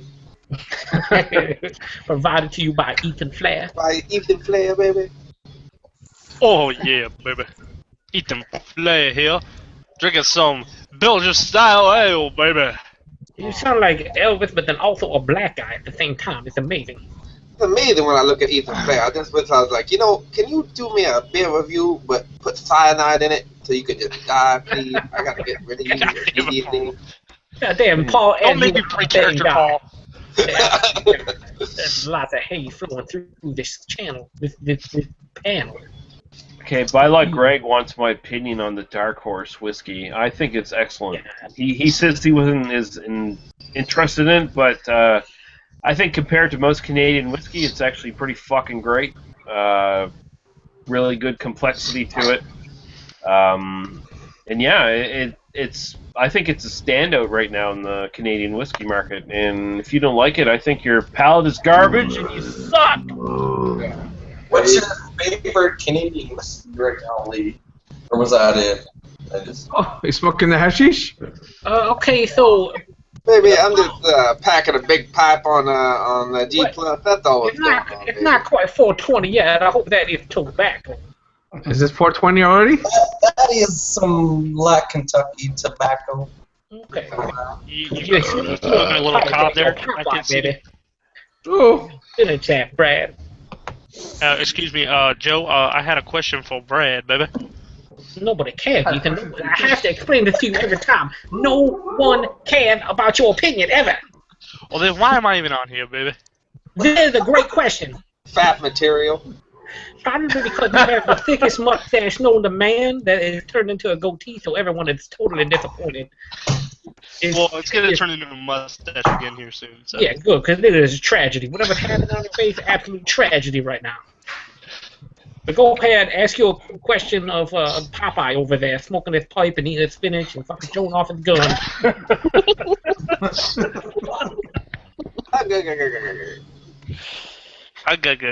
Where's all of that, Brad? Answer your fucking question, Ethan Flair. Ask the question. Oh, where's my pipe? Is that what you were asking me? I thought it was for Brad. What? Ethan Flair, I have no fucking idea what you're doing or what you're saying. You said you were asking Brad a question. I was asking Brad if he was smoking a cob. That's what I was going to ask. Oh, yeah, this is my cheap corn cob pipe. That's okay, I got one too. You asked him if he was smoking a cob, not a cock. I understand. Sorry, Now you just took it out of context. Maybe I'm smoking Westbrook Goza right now, and it's salty, maybe. It's really salty. Okay, so do we have any other? There you go, Brad. Showing off our cocks. I mean, showing off our cobs here. Brad went from looking about 25 to about 75 within a matter of seconds. Oh. My jeans got tighter too. It's Yo, you wear the tight jeans. They rolled up an inch at the bottom. I feel I need to wear like a Beretta cap. Yeah, with your can of spinach at, baby. That's what I want. I don't need that shit. Oh, you always need. Seriously, right now, you always need a can of spinach. Any other topics, or we just? Oh no, we ran out of smoking topics pipe. I tried to make up a list of the worst beer reviewers on YouTube, and I basically said like everybody on this panel is basically the worst except for Joe. Yeah, we read your comments. You already read your comments. So Joe wait, was the worst. you're on this panel. Are you including yourself all of a You're sudden? fucking right, baby. The top You're not leaving me out. You're not leaving me out. Did you see his awesome homebrew video where he he slightly overcarbonated? That was a little bit. Yeah, it was slightly overcarbonated. Like by slight, I mean it was fucking ridiculously overcarbonated. Baby, 5-minute review. I'm just saying, it gushed all over the place like when I was 9 and saw the Sears catalog for the first time with the bra section. That's what I'm saying, baby. It was like... So no, that's bullshit, because I didn't see the beer go limp and nothing come out. Baby, that was when I was young. So, Paul, tell us about Furry Brewing. Let's talk about that. Oh, okay. Yeah. It wasn't a disappointment beer. It just obviously didn't live up to the price tag, honestly. And another beer I was going to talk about that I had today was the Sunday Morning Stout. And that was a better beer than the Berg Brewing Company. The only thing I think that the Sunday Morning Stout didn't have was just a little bit of I don't know how to describe it. It's just a little bit more of a refinement because it was pretty intense. A little hot, Joe. And did it burn your tongue, baby? Actually, it actually gave me a little bit of reflux. A little bit. I had a Zantac. So yeah, I was drinking it, and then all of a sudden I started it was nice. bleeding. It was really nice and charry and dark. It was pretty good. Berwick Brewing Company's the base beer, because they only used the base Imperial Stout. They didn't brew their own, so of course it didn't handle the barrel aging as well. It had very subtle hints of the Imperial Stout. The bourbon was really nice that they used. But of course the beer was a bit thin, of course. Well, what is it? I mean, and the barrel kind of overtook the beer. So I mean, drinkability wise, it was really great. I said it in my review, but basically, like, I would be fine paying $5.99 a bottle for it. 12 is ridiculous. The Sunday Morning Stout, like, what I thought was it was a great beer, and like when I talked about it in my review was it had like a dividing line. Like, it was like had a huge barrel and a ton of char and stuff like that, but it also was a great beer, and I thought it was gonna like meld and mesh and become this awesome beer. Do you think the Berwick one's gonna get better with time? I don't think it's really going to change all that much, and if it does, it's just going to lose that spicy, bright bourbon character that made it really nice.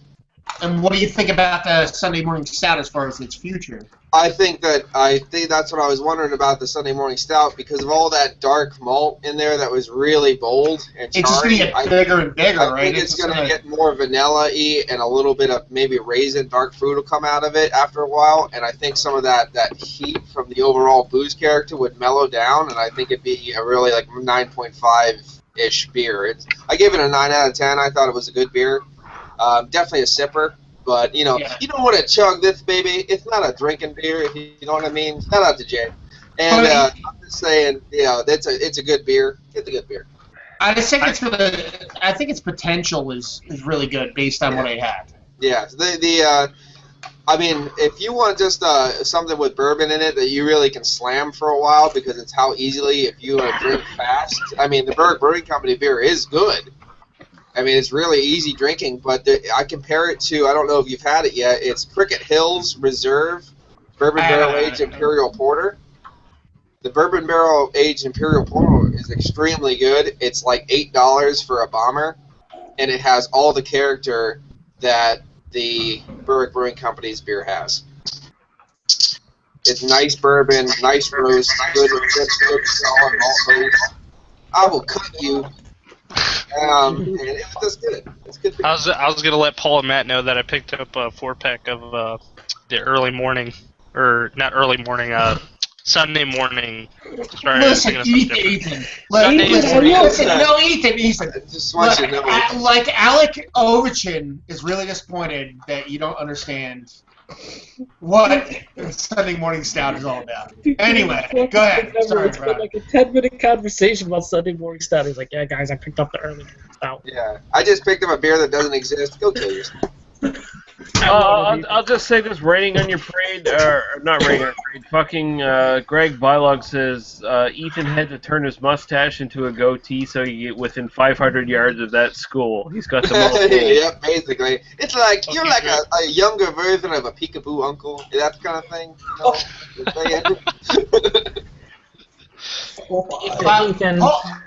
And then, how did you make out in your beer run, Paul? Let me ask you that. Like, how did things go in that? It was pretty good. I only got stabbed once because it was like totally ghetto. Apparently, that's a good thing. Well, it is Wilkes-Barre. No, it was good. I had a good time at Krugel's. I spent way more money at Krugel's. I mean, I hit the Krugel's first and went to town, and then I went to J&H, hung out with John, and picked up a couple extra things. Overall, very happy with what I bought. Finally found the Extra Keller Rauch beer, the Double Bock, the oak smoke one, and that was still beat. It still had a bacon, and I was so surprised that it still had this kind of that caramel sweetness / sweet smoke. And I thought oak would be just like, rough, tannic oak that kind of covered up everything, kind of like the oak and smoke Old Guardian. But this was actually a real sweet beer still, and it had a really nice oak caramel to it. Could have had a bigger double block base, but. Well, I appreciate the fact that you are making us. You're giving us a little insight in the review that I no longer have to watch when you post them. So I appreciate. Don't worry, you don't watch them anyway. Did you drink that flying fish blueberry braggot yet? No. My wife and I are going to share that one. That's a couple ones. We have a couple hard ciders and a couple that braggot we're going to share. So we're going to have to save that for a different day. I saw it on the shelf, like out of my area. Like I left here, like probably like 2 hours away from here, and I saw it on the shelf, and I said, "Fuck it." I saw you grabbed it, and I was like, "I'll grab it."